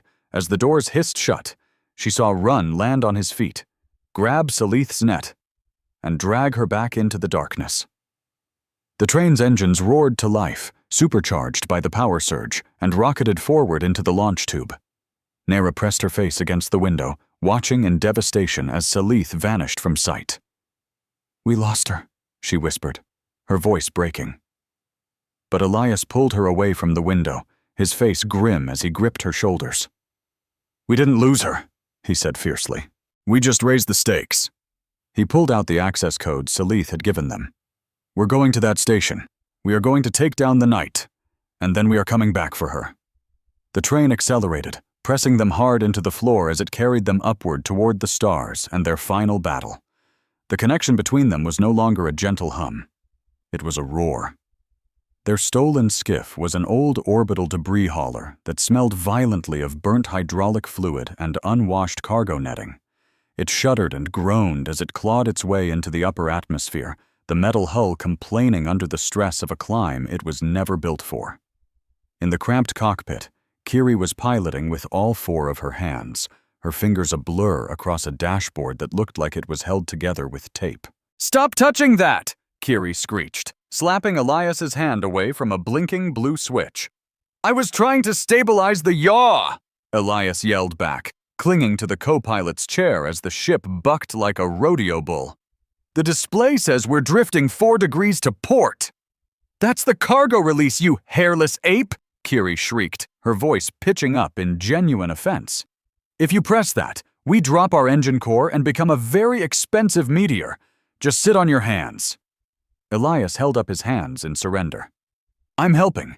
This is me helping." "You're helping me develop an ulcer," Kiri muttered, banking the ship hard to the right.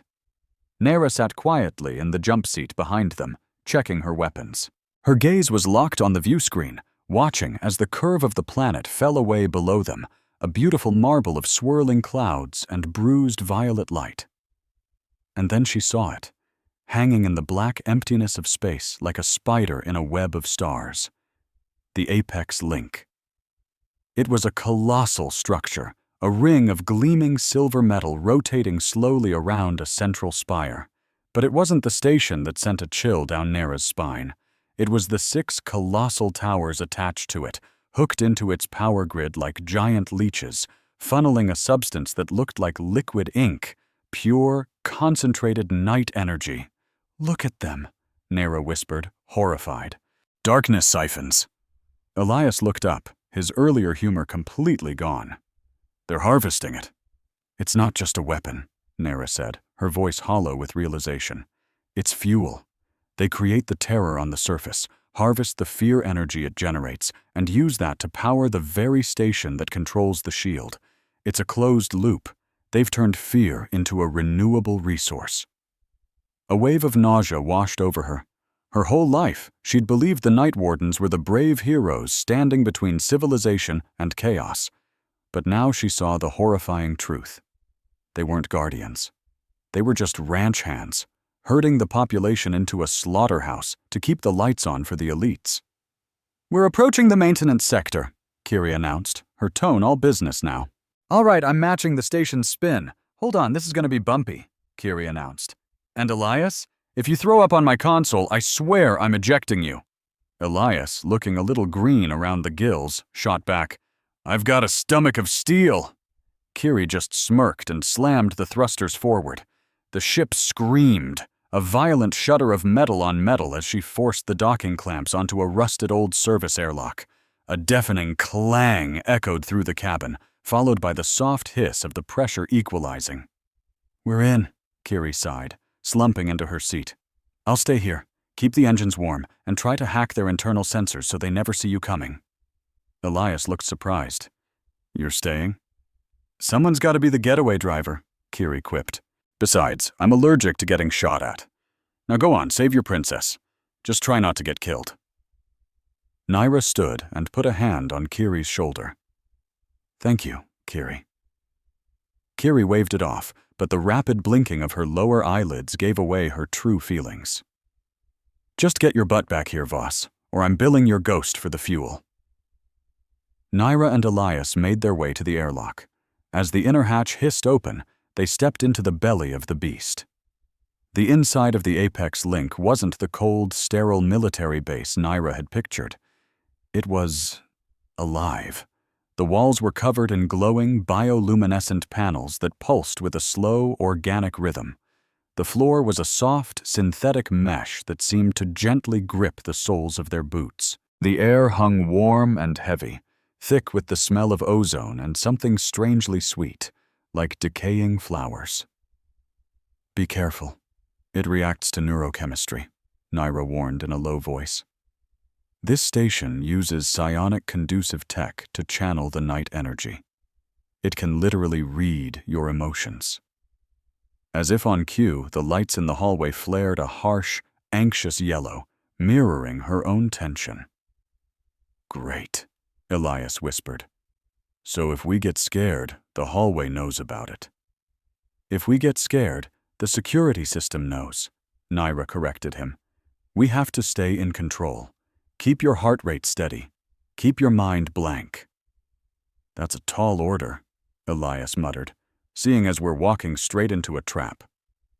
They pushed deeper into the station, sticking to the service corridors, the bond between them humming like a live wire in this strange environment. The station's unique design was amplifying it.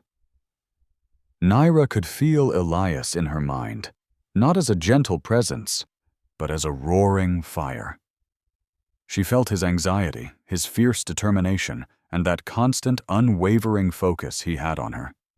It was distracting, and it was intoxicating. They finally reached a junction near the central spire, but a massive blast door blocked their way. As Naira knelt to hack the control panel, her fingers flying across the surface, Elias stood guard, his eyes scanning the corridor. He glanced back at her, at the way the muscles in her neck were knotted with stress. "Naira," he said softly. She didn't look up. "Almost there." "If we actually pull this off," Elias continued, "if we stop the broadcast, save Salith, and somehow get off this station without being vaporized, what happens then?" Naira's hand stopped. The panel chirped, flashing a permissive green, but she didn't move to open the door. She just stayed there, kneeling. "I don't know," she admitted. "I'm serious," he insisted. "You're a fugitive. I'm a wanted man. It's not like we can just go back to our old apartments." Naira slowly stood up and turned to face him. The corridor lights shifted with her mood, bathing them in a deep, melancholy blue. She just looked at him, this human who had crashed into her life and torn down all her walls with nothing more than bad jokes and sheer, stubborn kindness. "I want to stop running," she said, her voice trembling just a little. "I want to wake up somewhere the sky isn't always turning black. I want—" She took a step closer, and the bond between them flared, sending a shiver through them both. "I want a life where I don't have to fight to earn the right to be loved," she whispered. "Where I don't have to be a weapon or a shield. I just want to be." Elias's stoic expression completely shattered. He reached out, his hands gently cupping her face as his thumbs brushed away a smudge of grease from her cheek. "You have that," he said, his voice thick with emotion. "You have that right now." He pulled her into his arms. It wasn't a desperate, frantic kiss like before. This was slow, deliberate, and certain. He wrapped his arms around her tightly, and she buried her face in his chest, her hands gripping the fabric of his jacket as if he were the only solid thing in the universe. They held on to each other with a force that felt like it could crack ribs, and the station around them seemed to respond. The lights shifted from blue to a warm, pulsing gold. The very air seemed to hum with a gentle, harmonic frequency. For just one perfect moment, they weren't fugitives or soldiers. They were just two scared people finding an anchor in an endless void. Naira breathed him in, memorizing the familiar scent of rain and leather that always clung to him. The smell of home. She locked the memory away in the safest part of her heart. Pulling back slightly, her hand still resting on his arms, she said, her voice firm once more, "We finish this first." Elias nodded, his eyes shining. "First, we save the world," he agreed with a small smile. "Then we figure out breakfast." Naira slapped the door release, and the heavy blast door slid open. The ceremonial chamber was a vast, circular amphitheater at the very peak of the station's spire. One entire wall was a transparent window, looking down on the sprawling planet below. The other walls were lined with banks of humming machinery and tiers of empty seats. In the very center of the room, on a raised platform, was a device that looked like a throne made of silver needles. and Princess Salith was strapped into it. She was unconscious, her head slumped forward. Thick cable snaked from her ceremonial suit, jacking her nervous system directly into the station's mainframe. Standing over her were the masterminds, Senator Veyron Saul and Commander Roan. Veyron, dressed in pristine white robes, was looking over a datapad. Run stood beside him in full combat armor, his helmet off, looking completely bored. A swarm of drone cameras floated around them, their little red recording lights blinking ominously. "We go live in 2 minutes," Veyron announced, his voice echoing in the massive chamber. "Is the script loaded?" Run glanced at a nearby monitor. "The script is ready. The princess will confess that her weakness allowed the Knight to breach the lower districts. She'll beg the Senate to enact the purity protocol. Then I'll heroically activate the defense grid, saving the city while we conveniently purge the slums." "And the energy harvest?" Veyron asked. Run gave a chilling smirk. "The spike of pure terror from the lower districts will be enough to power the grid for a decade. It's efficient." Hiding behind a bank of servers, Naira and Elias exchanged horrified looks. "They're using her as a living trigger," Naira hissed. "When that broadcast starts, they'll force a power surge through her nervous system to drop the city's shield. It'll completely fry her brain." "We have to cut the feed," Elias whispered urgently. Naira tapped her earpiece. "Kiri, are you seeing this?" "I see them," Kiri's voice crackled back. "I'm trying to hijack their broadcast signal, but Veyron's using military-grade encryption. I need a physical connection to the central node to break through." "Where's the node?" Naira asked. "Right under the platform the princess is on," Kiri replied. Naira peered out at the open room. There was no cover, no place to hide.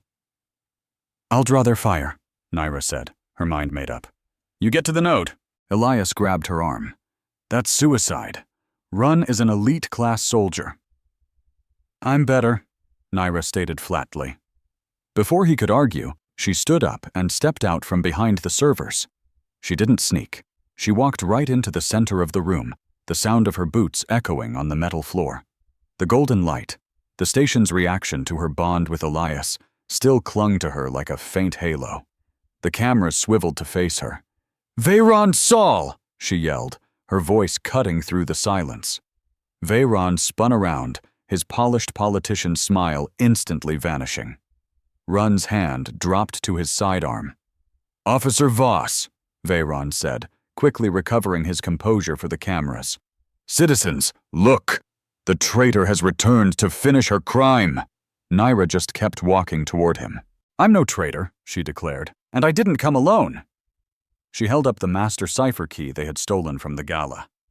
"This is the proof for Project Eclipse," she announced, staring directly into the lens of the nearest camera drone.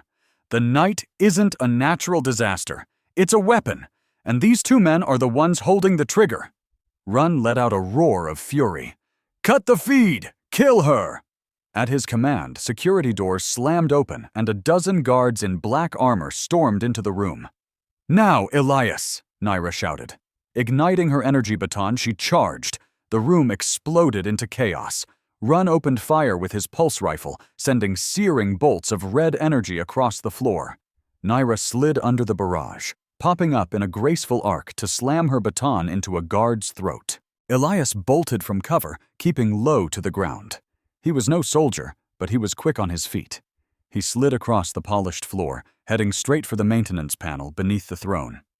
A guard spotted him. "Target the human!" Elias scrambled, fumbling at his belt and pulling out a magnetic grapple gun he'd swiped from the skiff. He fired it wildly over his shoulder. The magnetic hook soared through the air and latched right onto the station's gravity controls on the far wall. "Oops," Elias muttered. He reflexively yanked the cord, the switch flipped, and the artificial gravity in the entire chamber vanished. Everyone and everything lifted off the floor. Veyron let out a very undignified squeal as he drifted helplessly toward the ceiling. The heavily armored guards began to flail, spinning uselessly in the air. But Naira didn't flail. She had trained in 0G. Kicking off a floating console, She launched herself like a torpedo straight at Run. They crashed into each other in midair, a brutal, silent ballet of violence.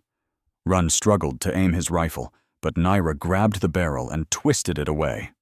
Using his own momentum against him, she spun them both around and slammed him hard against a wall. Meanwhile, Elias had activated his magnetic boots. While everyone else floated aimlessly, he calmly walked along the floor, which was now just another wall. He reached the node and jammed Kiri's data spike into the port. "Kiri, you're in!" he yelled. "I've got it!" Kiri's triumphant voice screamed in his ear. "And I'm broadcasting. The truth is going out on every screen in the city. Billboards, wrist comms, you name it. They're seeing everything." The broadcast feed flickered. Veyron's carefully rehearsed speech vanished, replaced by the raw, unfiltered truth of the conspiracy. Audio logs began to play.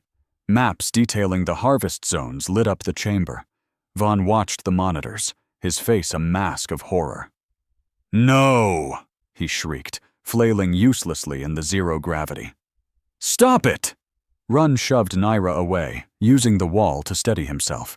He saw the truth splashed across the screens, and his face twisted into a mask of pure, cold rage. "If we can't rule this city," he snarled, "then we'll break it."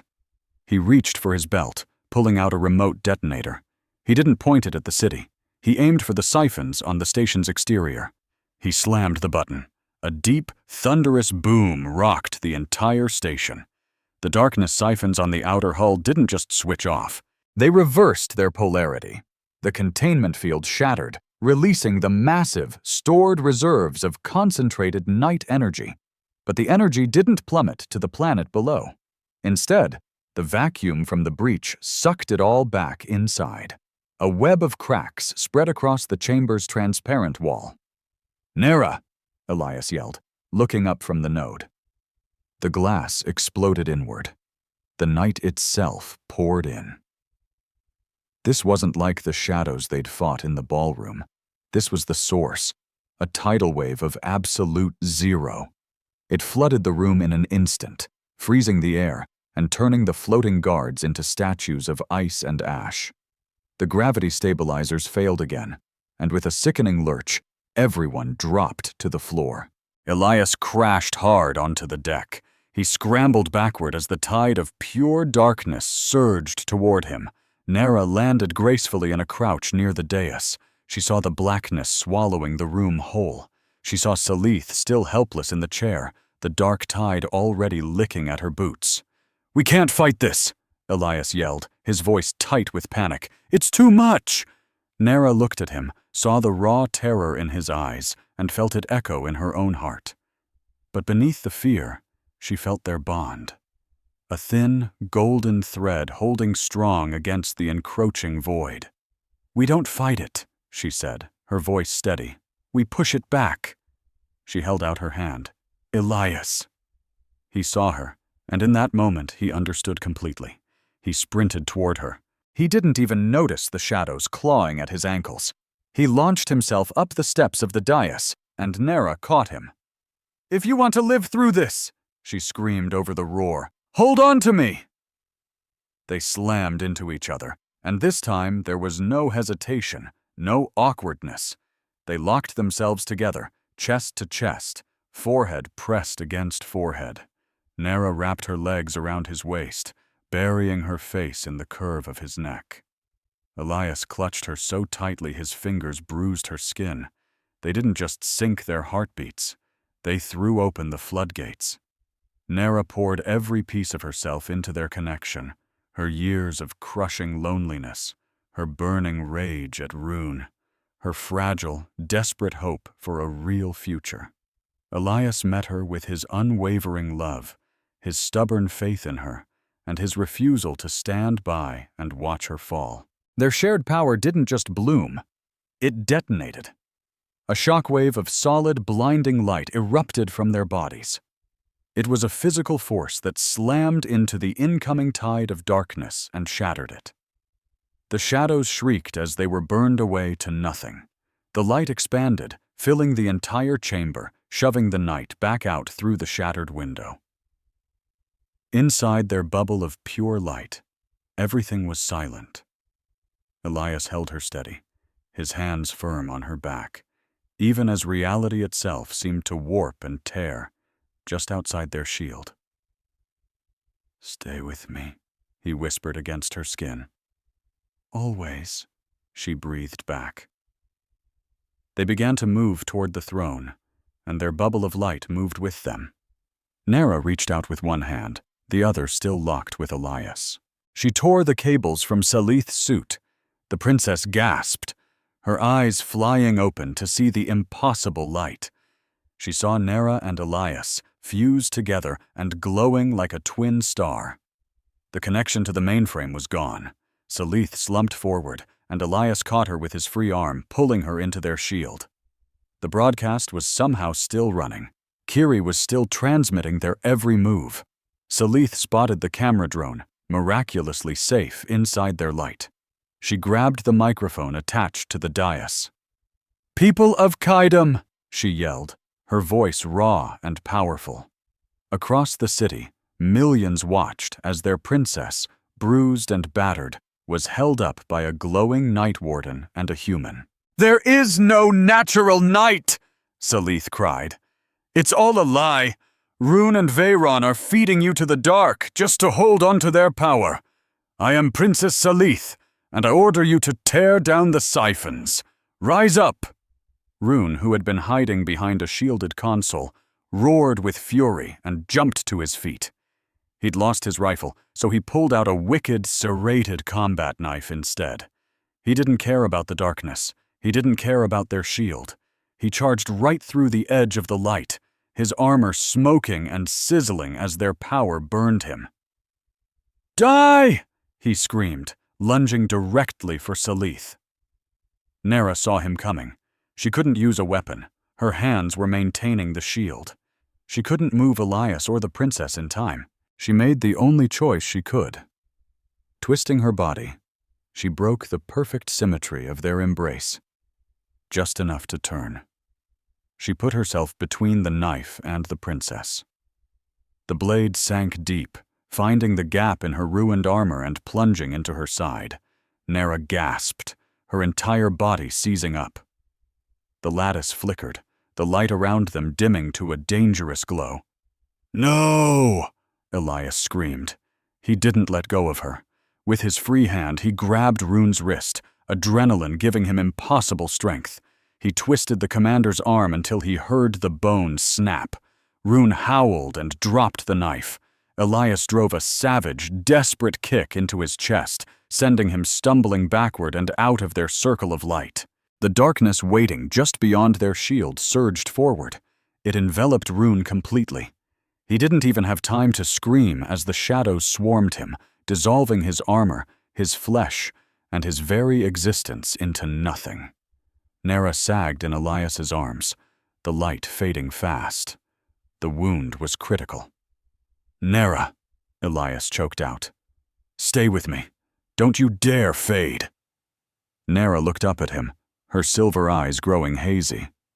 "The lattice is destabilizing." "We're leaving!" Elias shouted. He grabbed Salith's arm. "Help me! Together!" They managed to haul Nera to her feet. The entire station was groaning around them as its structural integrity failed, the darkness chewing through the walls. "Kiri!" Elias yelled into his earpiece. "We're coming out." "I'm at the breach." Kiri's voice crackled back. "The whole station is coming apart. You have 30 seconds." Elias swept Nera into his arms. She was a dead weight, her blood soaking his borrowed suit. He ran. He sprinted through the collapsing hallway, dodging falling chunks of metal. Salith ran alongside him, using a discarded blaster to shoot open the locked doors. "Left!" Kiri screamed in his ear. "Go left, now! Jump!" They reached the airlock. The skiff was there, its engine screaming. They hurled themselves inside. Kiri didn't even wait for the hatch to seal. She slammed the thrusters. The skiff shot away from the station like a cannonball. Behind them, the apex link groaned one last time. The central spire cracked. The harvested night energy within ignited. and the station exploded in a silent, blinding flower of black and violet fire. Elias didn't watch it go. He was on the floor of the skiff, holding Nera. She was terrifyingly pale, her breathing shallow and weak. Their bond was a faint, dying whisper in his mind. "Nera," he whispered, pressing his hand against the wound. "You promised.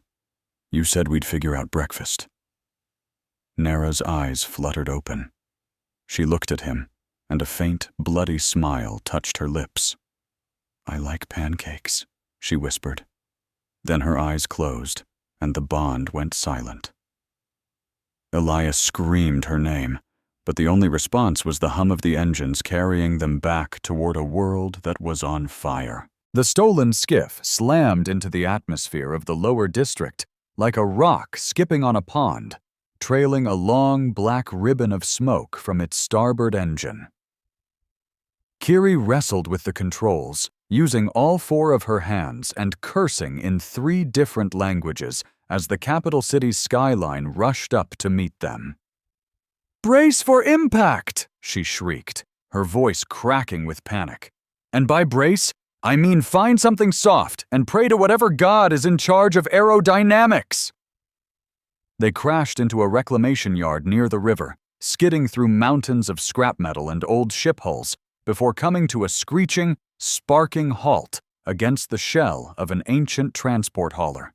The sudden silence was deafening, broken only by the hiss of cooling metal and the distant, terrifying wail of sirens. Elias unbuckled his harness with trembling hands. He ignored the throbbing bruise on his forehead and scrambled to the back of the cockpit, where Nera lay motionless in a jump seat. Her face was the color of ash, and the vibrant violet markings on her skin had faded to a dull, lifeless gray. The wound in her side, where Rune's knife had found its mark, was cauterized, but looked terrifyingly deep. Her breathing was barely there. "Nera," Elias whispered, his hands hovering over her, afraid to touch. She opened her eyes. They were hazy, the silver irises clouded over. The bond between them, usually a humming current of connection, now felt like faint static, a lost signal in a raging storm. The lattice had been pushed far beyond its limits, running on pure adrenaline and terror, and now her entire nervous system was shutting down. "We're not done," Nera rasped, trying to push herself up. She winced, sucking in a sharp breath that sounded like tearing paper. "You're done," Elias said, gently pressing her back down. "You lost too much blood. The station is gone. The broadcast worked. We won." "We didn't win," Salith said from the hatch. The princess stood silhouetted in the opening, staring out at the city. The sky above the capital wasn't clearing. It was boiling. Destroying the orbital station hadn't stopped the night. It had broken the dam. All the failsafes were gone. Vaughn, trapped and desperate in his bunker beneath the palace, had unleashed the final protocol. It was his last act of punishment. The Senate had one rule: if they couldn't control the kingdom, they would burn it all to ash. Peering out the hatch with Salith, Elias could see they were keeping their word. It was an apocalypse. The shimmering fake aurora was gone, swallowed by a swirling storm of black clouds that hung over the city like a slab of lead. Down below, the shadows weren't just hunting anymore, they were swarming. A tide of darkness was washing over entire blocks, wiping out pockets of resistance. But the people were fighting. Spurred on by Salith's broadcast, they flooded the streets with makeshift torches, flares, and hastily wired floodlights, forming chains of light to push back the dark. It was beautiful, brave, and they were losing. "They're all going to die," Elias said, his voice strained. "Every last one of them." "Not if we get to the heart grid," Salith countered. The scared girl was gone. Her voice was pure steel now. "It's the central core, deep under the palace, the main line for the planet's atmosphere. If we can get to it, we can rewrite the night protocols ourselves. and shut this down for good. Kiri kicked open a stuck panel and grabbed a medkit. The heart grid? That's a myth. It's supposed to be some ancient terraforming engine. It's real, Salith insisted, and it's the only thing strong enough to override Veyron's command. Leaning hard against the wall, Naira struggled to get up. Then let's go! Elias turned to her, alarmed. You can barely stand. You can't fight your way through a city full of shadows. I don't have to fight, Naira said, her voice a thin wire. I just have to walk. He moved to block her, his protective instinct screaming louder than logic. He put his hands on her shoulders. Naira, please, look at yourself. You're falling apart. I won't watch you die. Naira looked up at him, and for a second their bond flared with sharp, raw frustration. She grabbed his wrists. Her grip was weak, but her eyes were like steel. Listen to me, Elias Kane. She pulled herself closer, forcing him to meet her gaze. You want to save me. I feel it. It's like a warm, suffocating blanket over my mind. But love isn't locking someone in a box so they can't get hurt. That's just possession. It's what the Senate is doing to this whole city. She paused, fighting a wave of pain. Love isn't about one person sacrificing everything to keep the other one safe. It's about choosing to stand next to them in the fire. It's choosing us, even if it breaks us. Elias just stared, the truth of her words cutting through the static in his head. He'd been trying to be her hero, her shield, when all she ever needed was a partner. He let out a long, shaky breath and finally nodded. Okay, he said, his voice thick. We walk into the fire. Together, they moved like ghosts through the city. Salith used her royal codes to get them past the last few automated defenses, while Kiri worked her magic, jamming the signals of the hunter-killer drones overhead. The streets were a war zone. They saw wardens who had heard the broadcast and switched sides, fighting alongside civilians, their energy shields blazing against the darkness.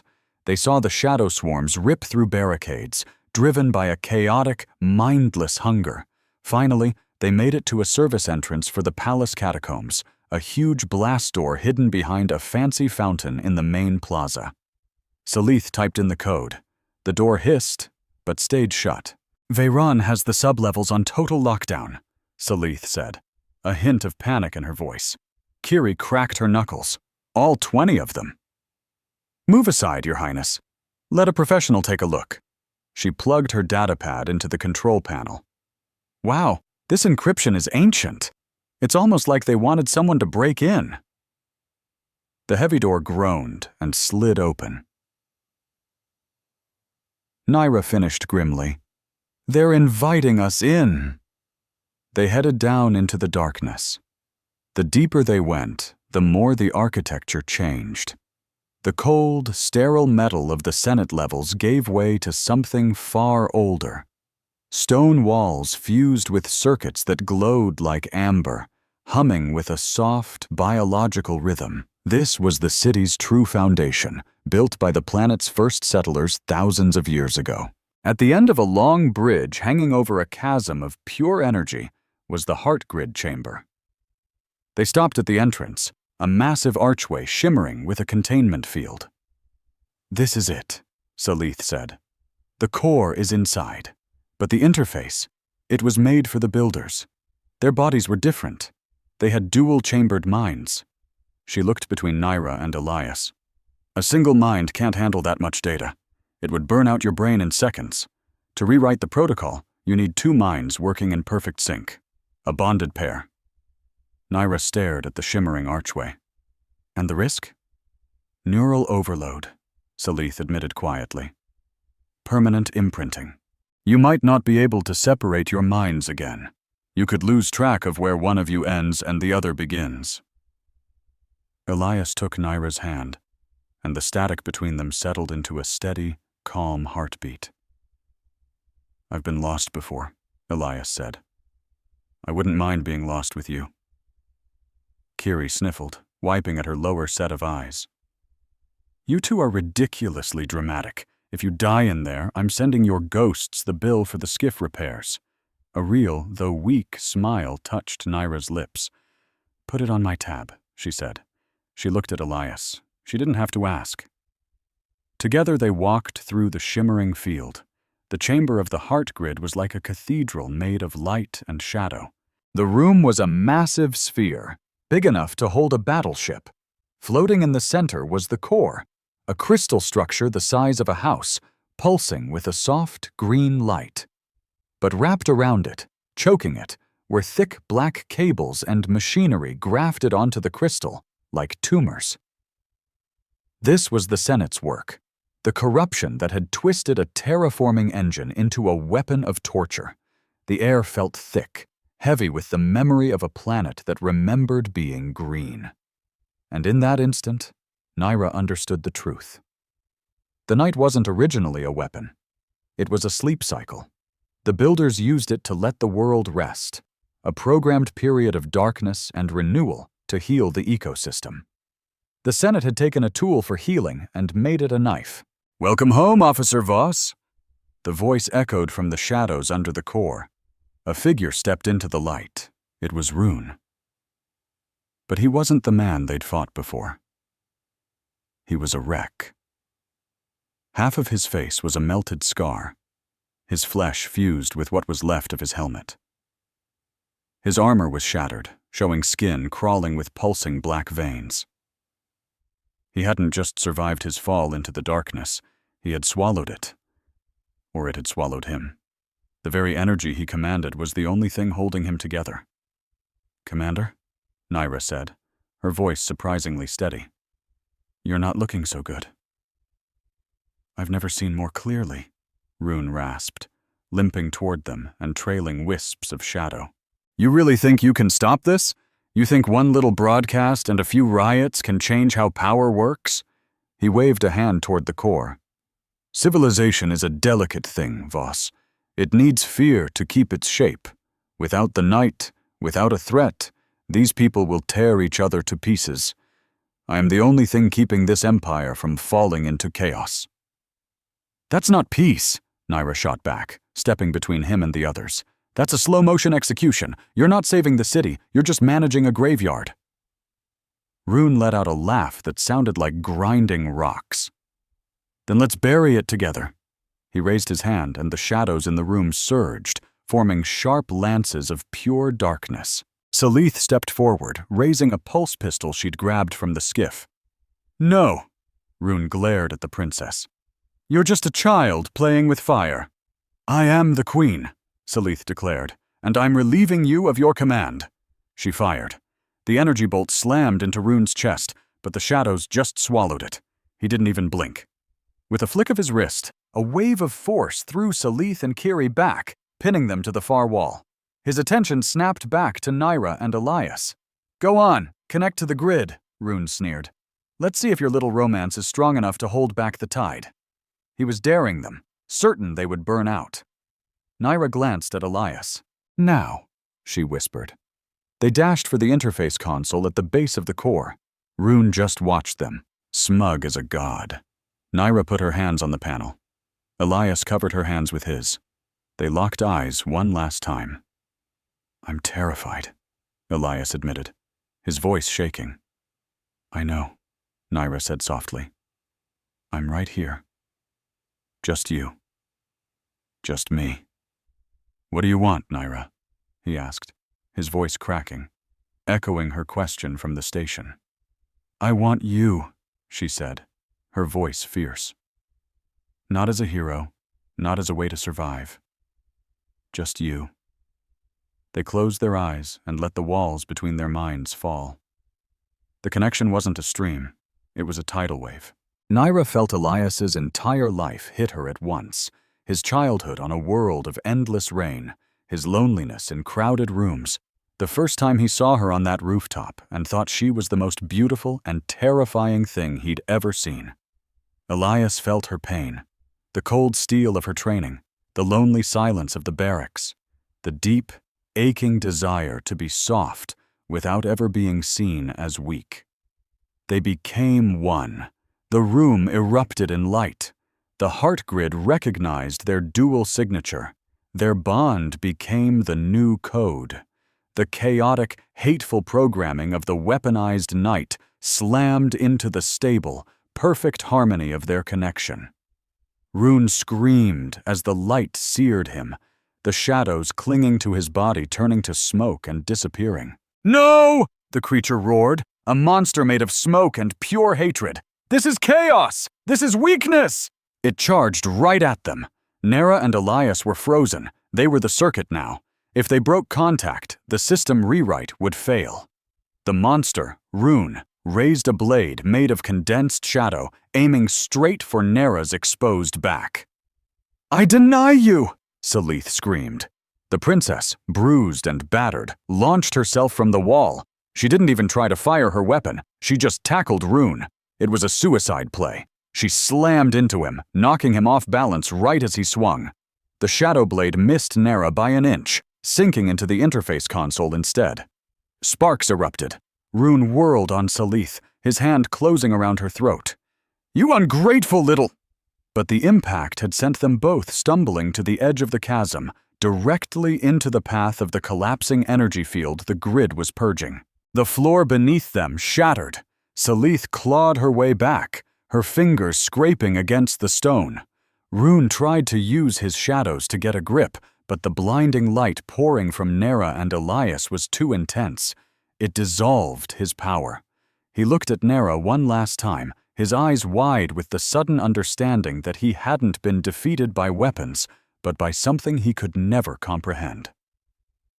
Then Rune fell. He plunged into the raw energy of the planet's core, his screams echoing as the light tore him apart. Salith dragged herself onto the ledge, gasping for breath. At the console, the process hit critical mass. Nera and Elias were glowing, their physical forms blurring into pure, radiant light. They were literally merging passion and peril. Their emotional connection was the new algorithm. The love they felt for each other was what stabilized the entire planet. A calm, ancient female voice echoed from the system. "Rewrite complete." The black, strangling cable around the planet's core crumbled into dust. The bruised violet light of the crystal flared into a brilliant, healing gold. Above ground, a miracle was unfolding. The swirling vortex of the final night didn't just disappear, it unraveled. Terrified citizens looked up as the oppressive darkness softened. The shadows that had been hunting them lost their form, drifting away like mist in the morning sun. The sky faded to a soft, twilight blue. A gentle rain started to fall. Not acid, not sorrow, but clean, warm rain. Across the city, biometric scanners that had been flashing red with warnings all turned green. The grid began its own repairs, knitting together cracked streets and sealing shattered windows. This was the true night, a time for healing. Back in the chamber, the light subsided. Nera and Elias collapsed in a tangle of limbs on the cold stone floor. They just lay there for a moment, breathing in the newfound silence. "Elias," Nera whispered. "Yeah," he croaked. "Are you? You?" Elias took a mental inventory. He could still feel her, a warm, permanent presence in the back of his mind, but he was still himself. "I think so," he said. "Are you you?" Nera closed her eyes, feeling the immense burden of her duty, the weight of the armor she'd worn for so long, finally lift. "I'm free," she breathed. The aftermath was messy, the way revolutions always are. Senator Veyron Saul was found in his bunker, frantically trying to shred paper documents. A squad of night wardens who had switched sides arrested him and dragged him into the plaza. The people didn't harm him. They just watched with pity as he was taken away. The Senate was dissolved. A provisional council was formed, with representatives from every district. Salith was chosen to lead it, not as a distant queen on a throne, but as a guide. Her very first act was to push through transparency reforms, making it illegal to manufacture fear, and opening the Night Warden archives to the public. Nera Voss had to face a military tribunal. Technically, she had committed treason, mutiny, and destroyed imperial property. The trial lasted all of an hour. Outside the courthouse, a crowd of 50,000 people had gathered. They were chanting her name. They held signs showing the glowing shield, the new symbol of their era. The judges looked at the evidence. They looked at the crowd. Then they looked at Nera, who stood before them unchained, her head held high. "Case dismissed," the High Magistrate ruled, slamming his gavel down. The second Naira appeared on the steps. The crowd roared like a single giant beast. She didn't wave. She just gave them a slow, deliberate nod, the silent acknowledgement of a warrior who had finally laid down her sword. 6 weeks later, you could feel the city healing. Scaffolding climbed over old wounds on the buildings, and the markets were a beautiful, chaotic mess of life. During the day, the sky was just blue, no longer choked with smoke. And at night, a peaceful twilight settled over the streets, a time for rest instead of terror. Elias was tucked away at a small outdoor cafe on the middle tier, nursing a cup of coffee that, for the first time in ages, actually tasted like coffee. His datapad sat on the table, open to the final chapter of his book. He'd decided to call it The Light We Keep. Just then, a shadow fell over his table. "Is this seat taken?" Elias looked up. It was Naira. But she wasn't in armor. She wore a simple jacket and pants, looking so normal it was breathtaking. The sunlight danced on the violet markings on her skin. "Depends," Elias said, leaning back in his chair. "Are you a spy?" Naira sat down, stealing a sip of his coffee and making a face. "Too bitter. And no, I'm unemployed." Elias grinned. "Funny, I heard the new council is looking for a chief of planetary safety. Said they needed someone with experience in crisis management and, ghost busting." "I turned it down," Naira said. Elias raised an eyebrow. "Really? Why?" Nera looked out at the city. She watched a group of kids playing by a fountain, chasing a little holographic butterfly. They weren't checking the time. They weren't afraid. "Because I'm done with safety," she said. "Safety is just about surviving. I want to live." She turned back to him, the bond between them humming like a quiet, permanent song. She reached across the table and took his hand. "Besides," she said, her eyes dancing with mischief, "I've got a human to look after, one who has a bad habit of jumping off buildings and proposing marriage to mining companies." Elias laughed, a full, happy sound. "So," he said, "what do we do now?" Nera squeezed his hand. "We rebuild," she said. "We figure out who we are when we're not fighting for our lives. And we make damn sure no one ever has to be afraid of the dark again." Elias looked at her, and he knew this wasn't the end of the story. It was the beginning. He realized that survival wasn't just about making it through the night. It was about refusing to become the monster you escaped. It was about choosing a love that celebrated freedom every single day. He closed his datapad. "Sounds like a plan, Nera." "Sounds like a life, Elias." They sat there as the sun began to set, watching the gentle, healing twilight settle over the city they had saved. Together.